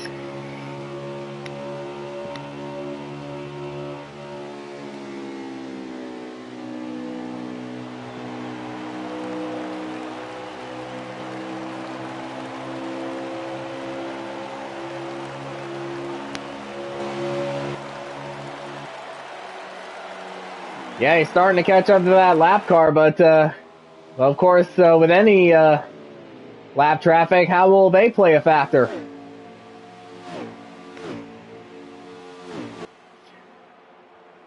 But, of course, if I were Anthony Peters, I'd let Tegan Jones by, not get involved in this battle.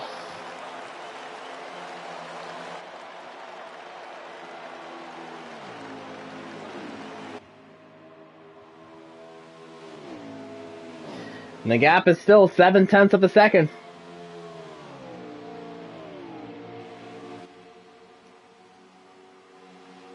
And now it's gone up to 0.8.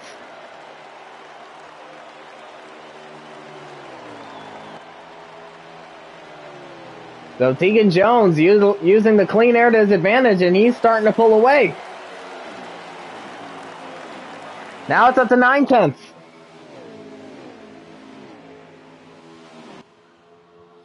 We have 25 laps to go.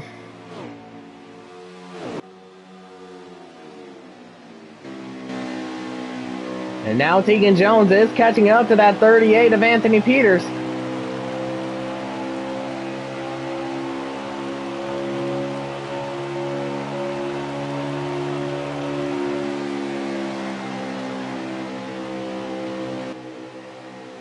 Gonna use his draft to give him a little bit of a boost.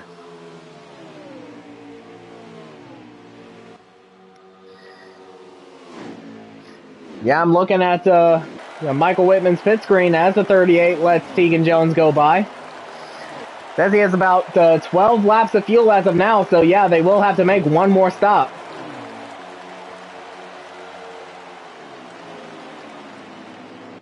And I bet you that gap has gained even more. At least that gap has grown even more.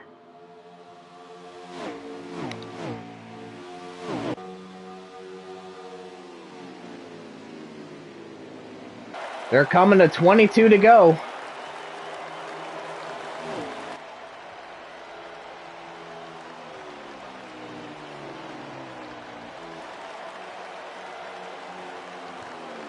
And the gap is now up to a second.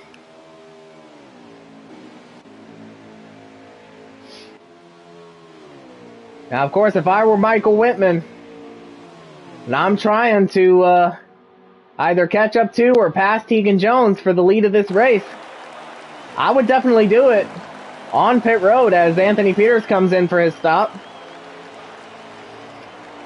Whether it be getting another great entry on the pit road to get right onto that back bumper of the 4, or what he's done a couple times this season and do a little bit of an undercut, quite a bit of an undercut to get the lead. So at this point, you can't really catch Tegan Jones on track. The only way to catch him is through green flag pit stops.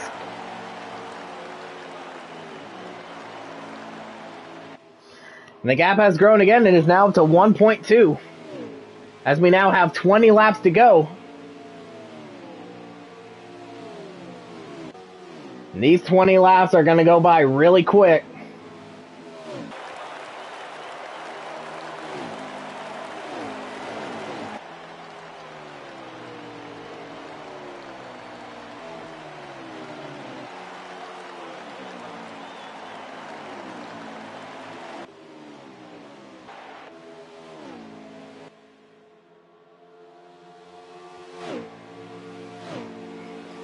Yeah, and with all this going on, I actually completely forgot to update where everyone is in the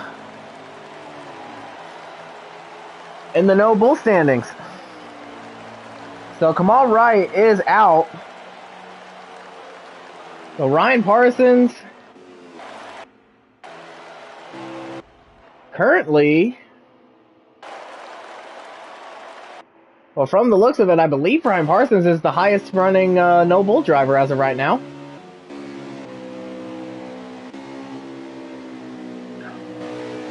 So I can't really tell because everybody is all spread out here. And Michael Whitman's coming into the pits.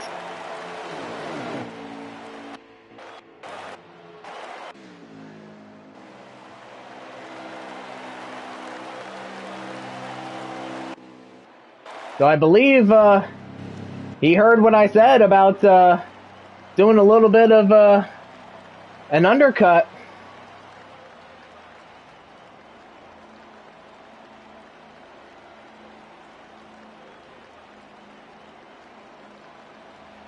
Yeah, but he is taking 4 tires and fuel. Trying to take advantage of the fresh tires now. And hopefully it'll be enough to get around Tegan. But how will Tegan Jones react?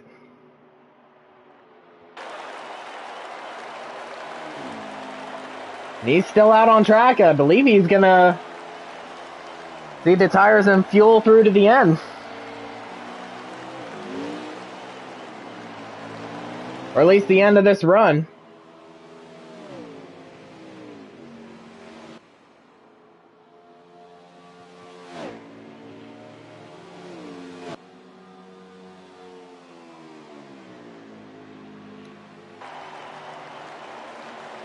Well, on Whitman's view, we have 16 laps to go in the race, but it looks like there might actually be 13 to go right now. Or 14, I should say.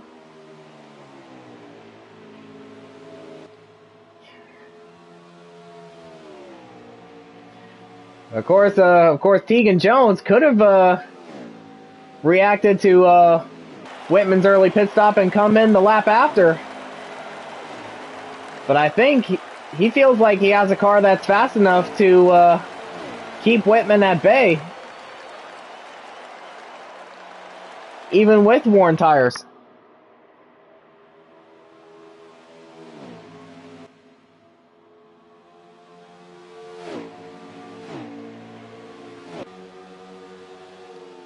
He might even try to short pit as Jared Hawes on pit road.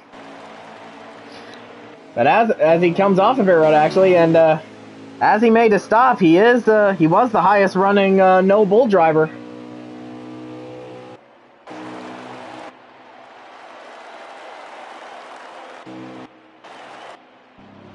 I believe Ryan Parsons is now the highest running no bull guy.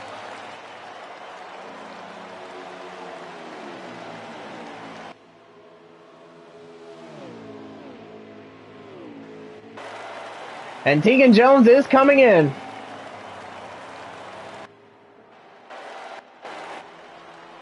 Yeah, Tegan Jones is in for his final stop.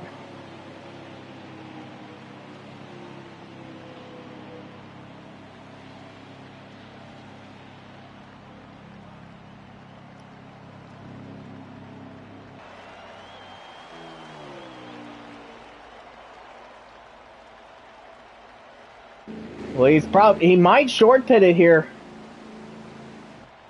And yes, he has short pitted. So I believe he took 2 tires and gas.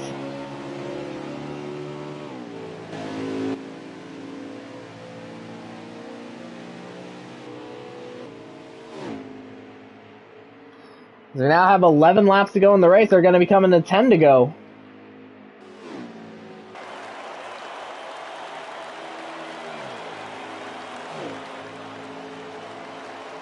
Yeah, we now have 10 laps to go.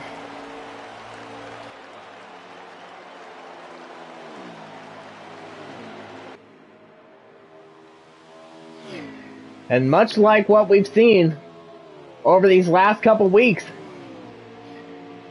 Tegan Jones hasn't really qualified all that well. I mean, he started 7th at Vegas and 8th at Dover, so roughly mid-pack. But he was able to find a way to win both of those races. And now we're seeing a similar scenario to Las Vegas. Since the start of Stage 2, he has been absolutely dominant.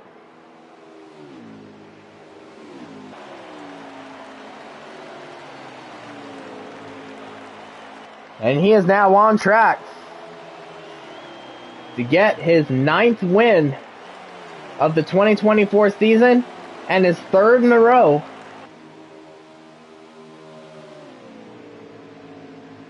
We have 8 laps to go. And Michael Whitman's trying to work his way through traffic as he gets around Cameron Morris for 4th. He's working on David Wessel for 3rd.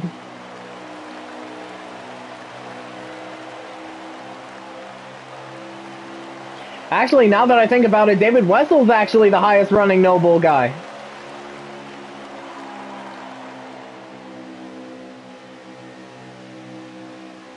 Yeah, and Michael Whitman gets around Wessel for 3rd.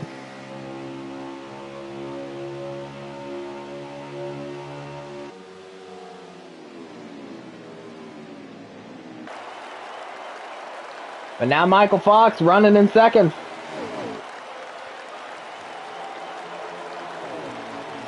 And Whitman's trying to get around him.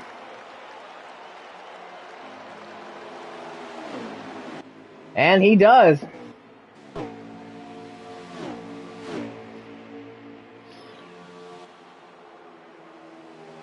But now we're coming to the words that Tegan Jones would definitely want to hear. And that is 5 laps to go. No more cautions.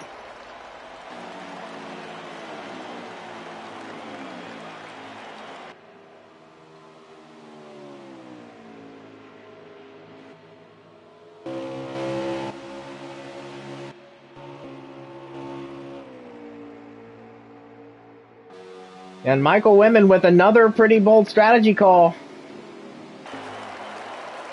to take 4 tires. But of course, Tegan Jones short pitted. And I believe the tires have started to even out between the two, or at least the tire wear is starting to even out. And it looks like it might be too little too late for Michael Whitman.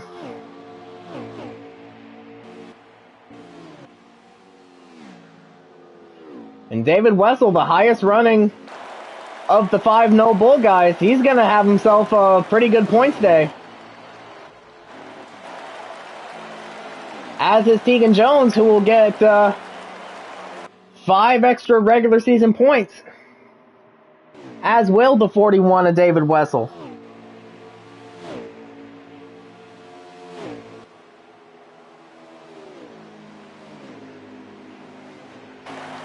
As they're now coming to the line with 2 laps to go.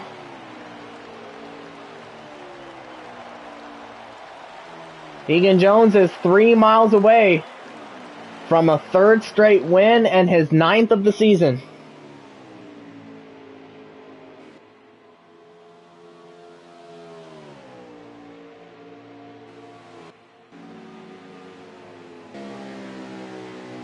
He has 2 lap cars in front of him. They will not be a factor. The white flag is out. Final lap here in the Coca-Cola 600.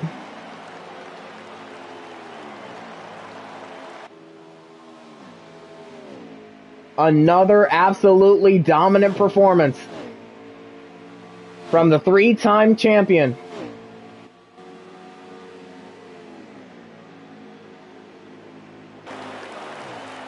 As he comes off of turn 4,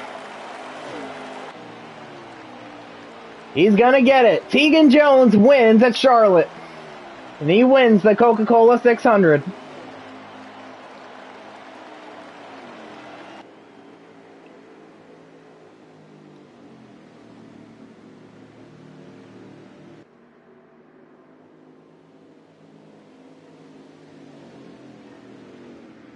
And so with that, Tegan Jones gets 5 extra regular season points. David Wessel also gets 5 extra regular season points. And the last group of No Bull drivers this season, Tegan Jones, Michael Whitman, Michael Fox, David Wessel, and Cameron Morris will battle it out at Indy in the final No Bull race of the season.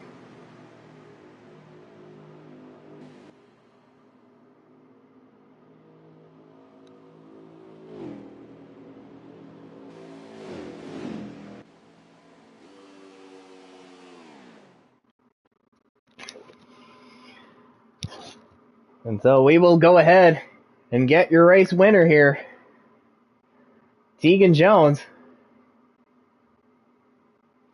And it was David Wessel with the fastest lap with a 29.3.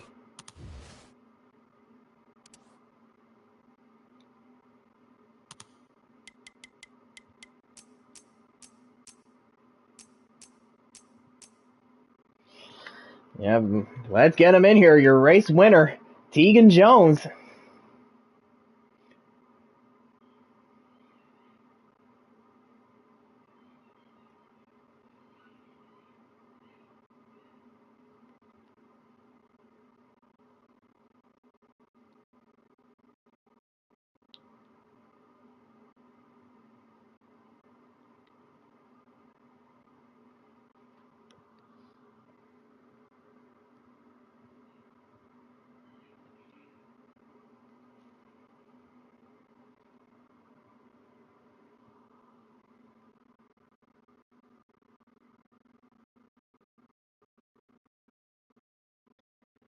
Yeah, and there he is, your race winner, Tegan Jones.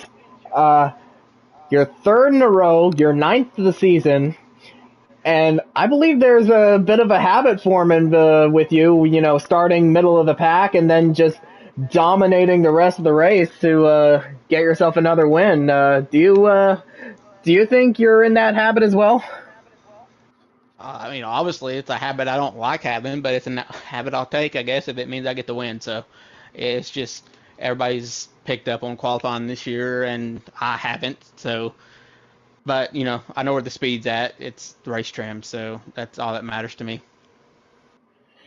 Yeah, but ever since you took the lead from Michael Fox during stage 2, once again it's been all you all the time.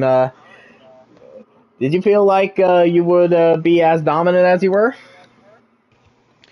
I mean, I was a little bit curious on how the race would play out once everybody started losing each other.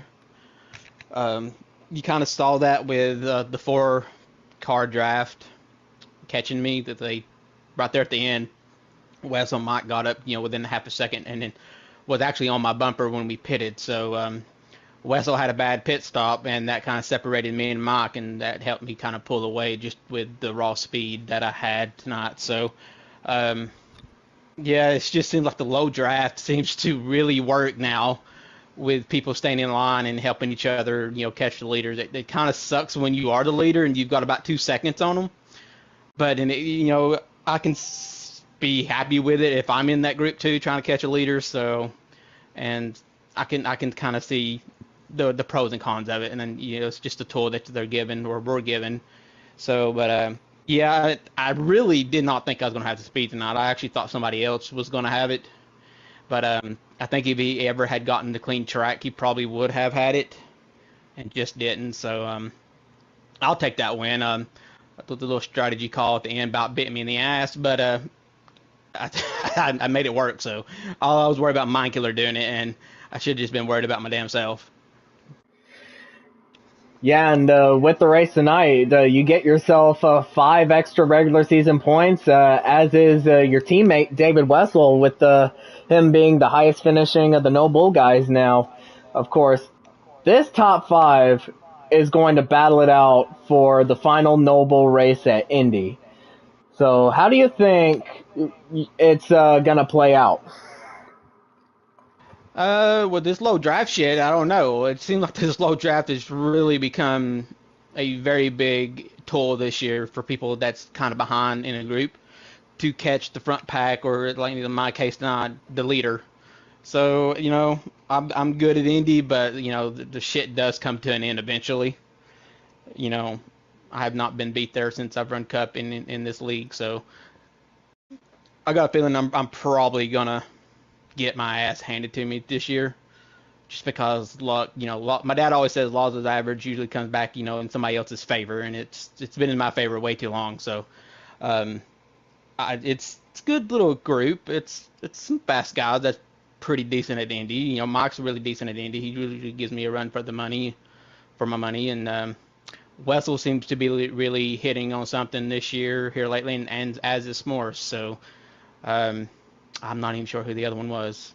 Mind Killer, Mind Killer, he can go either way. He seems to be fast sometimes, and then sometimes he's not a factor. So I hope he don't hear that, but I don't give a shit.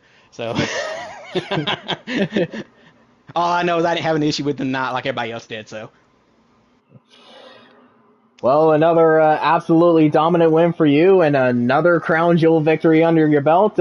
Congratulations on your win in the Coca-Cola 600, and we'll see you in a couple weeks at Texas, and enjoy the real Coca-Cola 600 because I know you're going to that.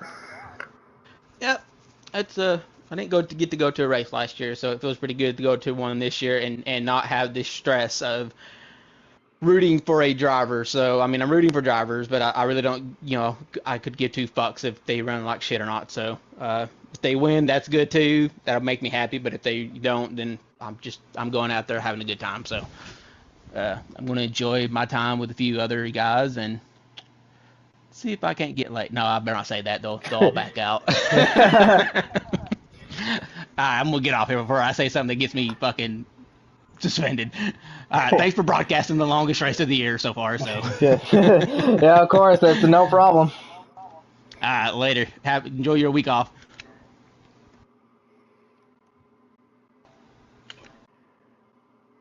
All right, so let's go ahead and bring in second place finisher. That will be Mr. Michael Whitman.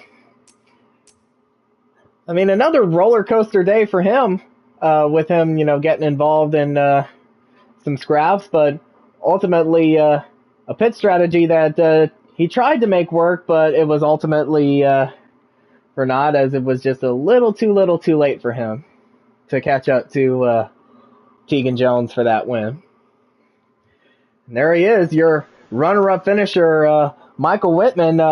I would say a pretty wild day for you overall, and at the end, you tried one of your famous undercuts to get Tegan for the win, but it was ultimately a little too late.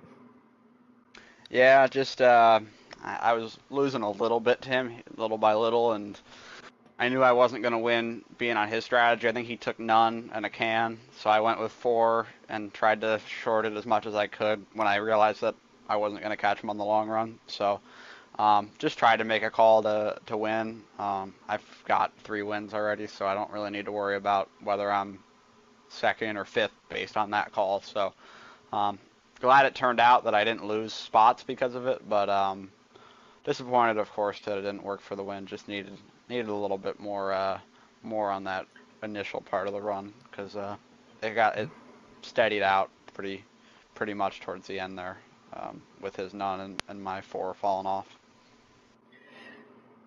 Yeah, and of course, early on in the race, you've been involved in quite a couple of scraps. Like, how did it feel having to work your way through all that traffic? Definitely not ideal. Had the 42 get up into me, and then 37 put me up into the fence after a restart.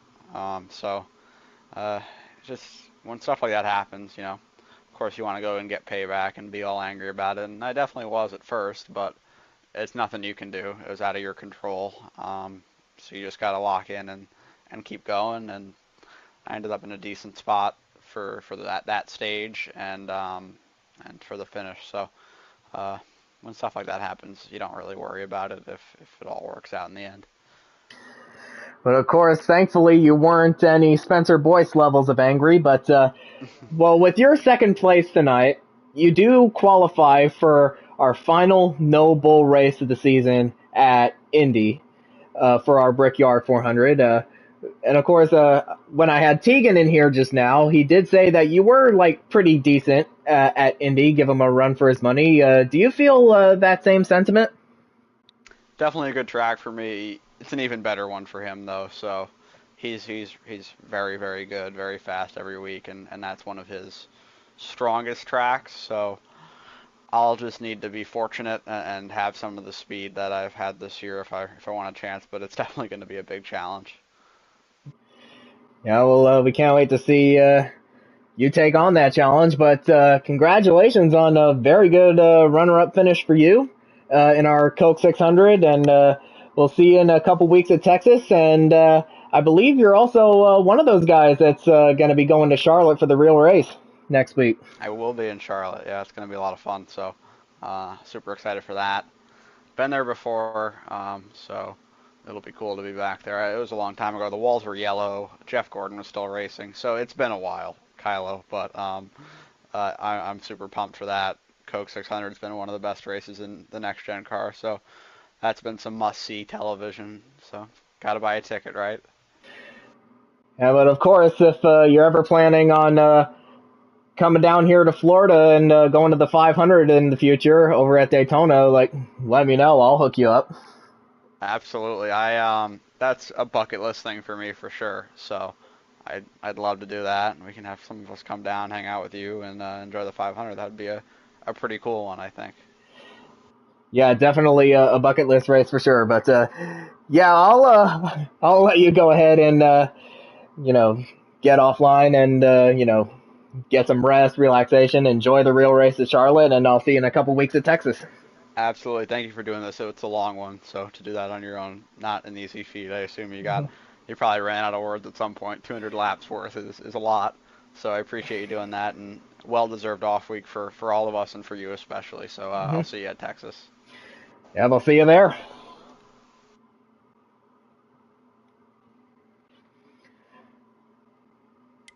And now we will go ahead and bring in our third place finisher, Michael Fox.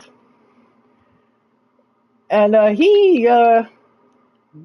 felt like he had a pretty dominant car in the early stages of the race, but it ultimately got away from him. But a very good recovery for him to get a third place finish, a top 5.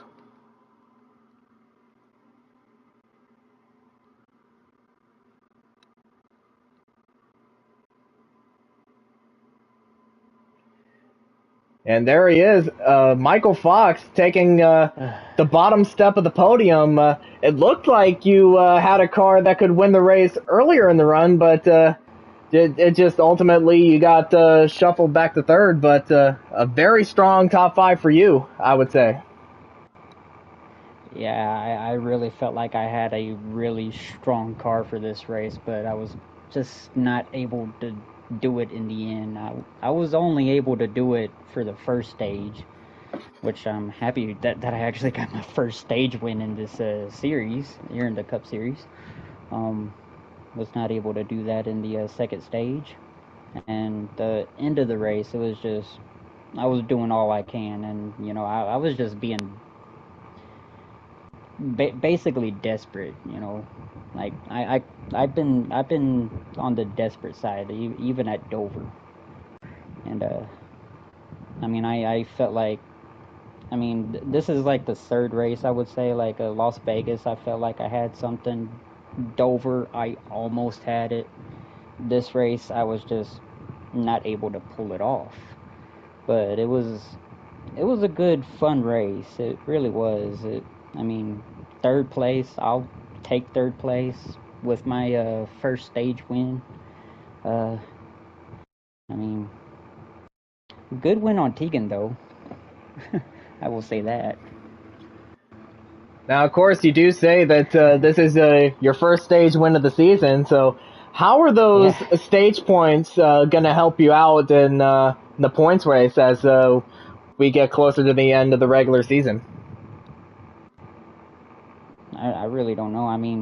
I do really want a race win to, like, lock myself in for the playoffs, but another thing that I really got to focus on is my points with racing with Kevron and Ryan that are, like, above the cut line along with myself, and there's a few other drivers below the cut line that could get a win. One would be S'mores. Who's the other two? I think the other one is King James. The other one is King James and Harris. I'm pretty sure one of them three could get a win to lock themselves in. Even Anthony could get it as well, but I don't know. I mean, I'm just doing all I can to try and get a win, just and focusing on points to like really help myself to make it to the playoffs. Now, of course, with your third place tonight, it will lock you in for our final No Bull race of the season at Indy. How do you feel going into that? I'm really not sure. I'm not sure how I feel on going into that. I mean, I don't know. I mean, the one to win that race I know is probably Tegan, but I mean, you never know. Someone else could win it. No telling who. But I feel like I could do good at Indy this time, but I really don't know how good I could do. Yeah, well, we shall see what happens to your playoff situation from here. But congratulations on your third place finish, and we'll see you in a couple weeks at Texas. Oh, I don't know if I can wait for Texas. I don't know if I'm ready for that race, but all right.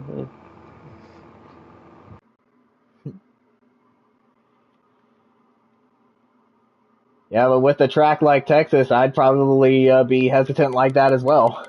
But let's go ahead and bring in your fourth place finisher, Mr. David Wessel. Another very solid day for him. Of course, he gets 5 extra regular season points for him being the highest finishing of the No Bull guys.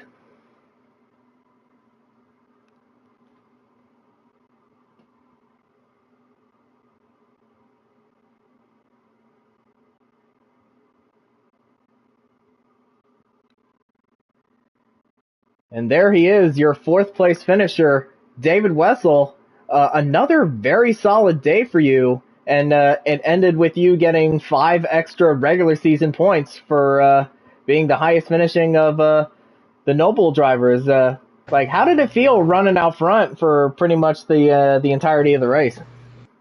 It felt pretty good. You know, over these last few weeks, I struggled early on in the year, and I think I found something these last few weeks. I want to say I was probably top 3 at Dover, but I ended up speeding on pit road and then just quit because I didn't want to ride in the back for the rest of the race.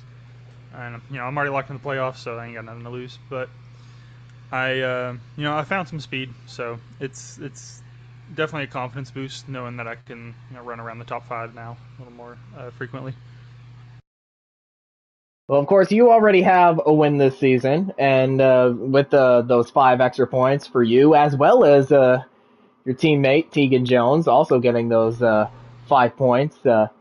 Like, how does it feel with those 5 points? Like, how are they gonna help out your playoff chances, even though you do have a win and you are locked in? Yeah, I don't think those 5 points are really going to help me much. I mean, it might help me gain some ground in the points where maybe I can, I don't know, maybe just for regular season, kind of like a for show thing, kind of see if I can get just more up in regular season points. So that'd be nice to have. Yeah, and with your 4th place finish tonight, that will lock you in to our final No Bull race of this season at Indy for the Brickyard 400. How do you feel about Indy being the last race of the No Bull season here? I like Indy. Indy is always a hit or miss with me. Sometimes I'm decent there, and then there's times where I just can't figure it out, and I'm loose out of the corners and just can't hit my lines right. So hopefully I will run pretty good there and not have any problems. Yeah, well, we shall see what happens there, but yeah, congratulations on another solid performance for you, and we'll see you in a couple weeks at Texas, and I believe you're another one of those guys that's going to be heading over to Charlotte for the real race. Am I right? Yep, me and Tegan, we're going to be heading out Wednesday, going to Charlotte. He's going to meet up with me, and we're going to drive down there, so yeah, it'll be a lot of fun. I'm excited. Well, of course, as I told Whitman earlier, like if yourself, Whitman, or even Tegan has plans to come down here to Florida for the Daytona 500, like we should hook up. I'd love to go again. You know, I went to the 500 a couple years ago when Stenhouse won. I was actually there for that. Believe it or Were you? not. Yeah. I was at that race. God, I was really rooting for Kyle Busch. It was coming close there to the end, but yeah. I mean, I would love to come down to another 500. It's you know, it was really fun. The atmosphere was par none. Like I've never seen anything better than the Daytona 500.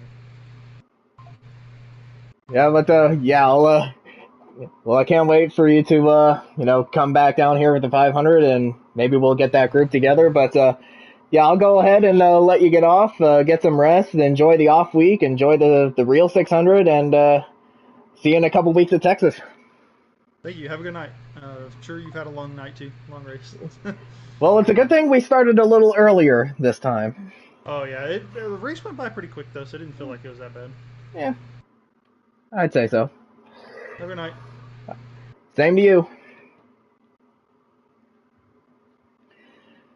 Of course, we will go ahead and bring in one more top 5 finisher, and that is the 2 of Cameron Morris, and then we'll go ahead and call stream here. And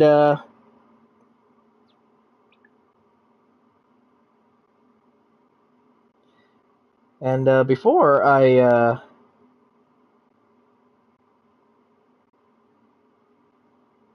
I bring Cameron Morris in here,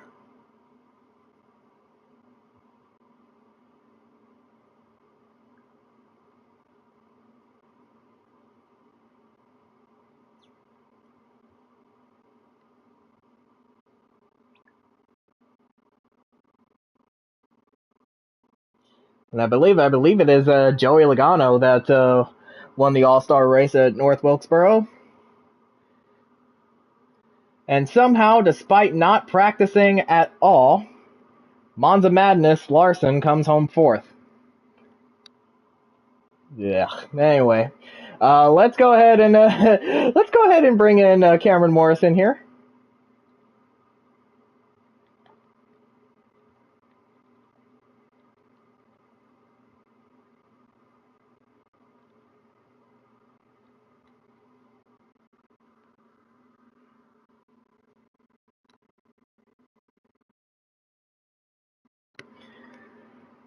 And there he is, your 5th place finisher, Cameron Morris.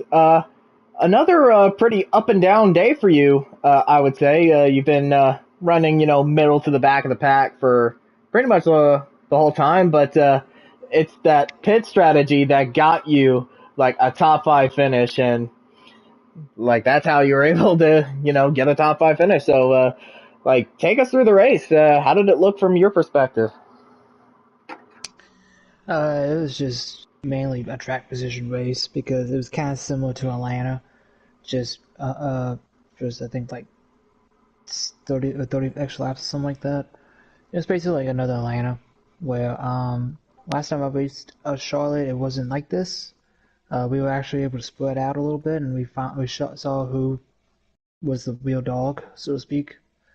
But it spread out towards the end of the race, with Tegan and Mike and me and Weasel and Michael in our little pack with Bradley and I think Ryan behind me. But it was just track position mainly, just short pitting, getting some extra laps on the tires, and able to leapfrog some guys. Which it didn't matter at the end because the fresh tires caught up to us, and then they just blew my doors off. So I ended up falling back to I think like 9th or 10th in the first stage, and then I got 9th in the second stage. Spencer being Spencer as always. But I did want to apologize to Weasel for at the end of the race when Michael was blocking him. He was trying to move him up the track, which did work, and they were going like 10 miles an hour slower than me. I saw a hole in the bottom. I filled it, and Weasel came down into me. He said that there wasn't a hole there, but it opened up for me. I took advantage of it, which it didn't matter. It didn't hurt his race. He still got back by me afterwards, so it didn't matter. So he can hang his head. He can say that it didn't matter either. I would hope, but I don't think apparently from what I got, the apology didn't matter. So it is what it is. But overall, I think that was my last legit shot to win a race this year because I need a win to make the playoffs at this point. I don't think I had a good points night, but I'm too far back in points for it to matter. So gonna have to wait till Daytona in July to try something because the next race, Texas, I'm decent at it. Snowman once, but you can just wipe that off the schedule. And then I think it's Michigan and Indy, which I'm decent at both those tracks. So we'll just see how it goes. Just take it one race at a time, one step at a time, and try to focus on getting better. Yeah, but let's flash forward a little bit to Indy, because with your top 5 finish, you qualified for the last notable race of the season at Indianapolis. Yeah, do you think you said you were decent at Indy, but do you think you feel like you have a car to like kind of make some noise? I don't know. I don't think I'll probably be a winning car because Tegan's always been good at Indy for as far as I can remember.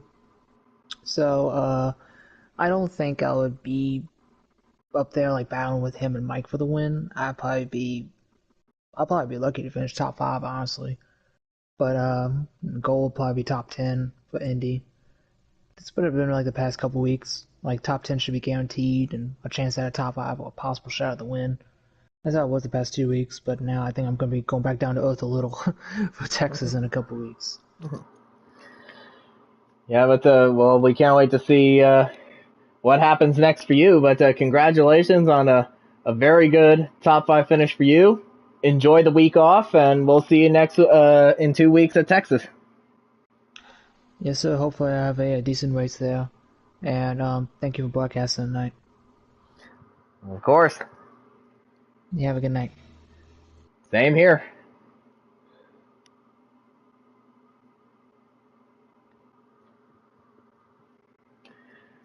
All right, I believe we will go ahead and call stream here. I know it was a really long race. It was the longest race of the season, and that's kind of why we started a little earlier than we did. But yeah, it was final thoughts on the race. It's kind of sort of like a repeat of Vegas with Tegan Jones starting 7th, mid to the back of the pack, and then somehow finding a way to work his way up to the front and just dominating the rest of the race from there. And that's pretty much what ultimately got him his 9th of the season and his 3rd in a row. And pretty much asserting his dominance, I would say. Even though he does feel like the competition is starting to catch up to him. But and like he said, it's all in the race trim. So and anyway, we'd like to thank you all for joining us tonight. I know it was a pretty long one, but of course, not only are the Cup guys going to be off next week for Memorial Day weekend, but the midweek guys are also going to be off. So it's going to be a time, for all our guys and drivers to rest up, relax, and reset their brains a little bit to hopefully they'll have a clearer, mind and a perspective going into the next race at Texas. And we have 6 races left in the regular season now, which is pretty crazy to me. I feel like the season has flown by considerably. So midweek and Cup are off next week, and of course, if you are in Charlotte for the real Coca-Cola 600 next week, be sure to keep an eye out for some of our CFRL guys, and of course they'll be there, and they're going to be enjoying themselves there. Should be fun for them, but should be fun when we come back for Texas for the Cup guys in a couple weeks. And I believe, if I can look at the schedule here, yeah, we will be at Martinsville for the midweek guys on the 28th or 29th. Yeah, 29th. So hopefully you'll join us for that. Thank you all for joining us tonight for our Coca-Cola 600. Don't forget to like the stream, subscribe to the channel, and enjoy your week off. Enjoy your Memorial Day weekend, and we'll see you in a couple weeks. So have a good night, everyone.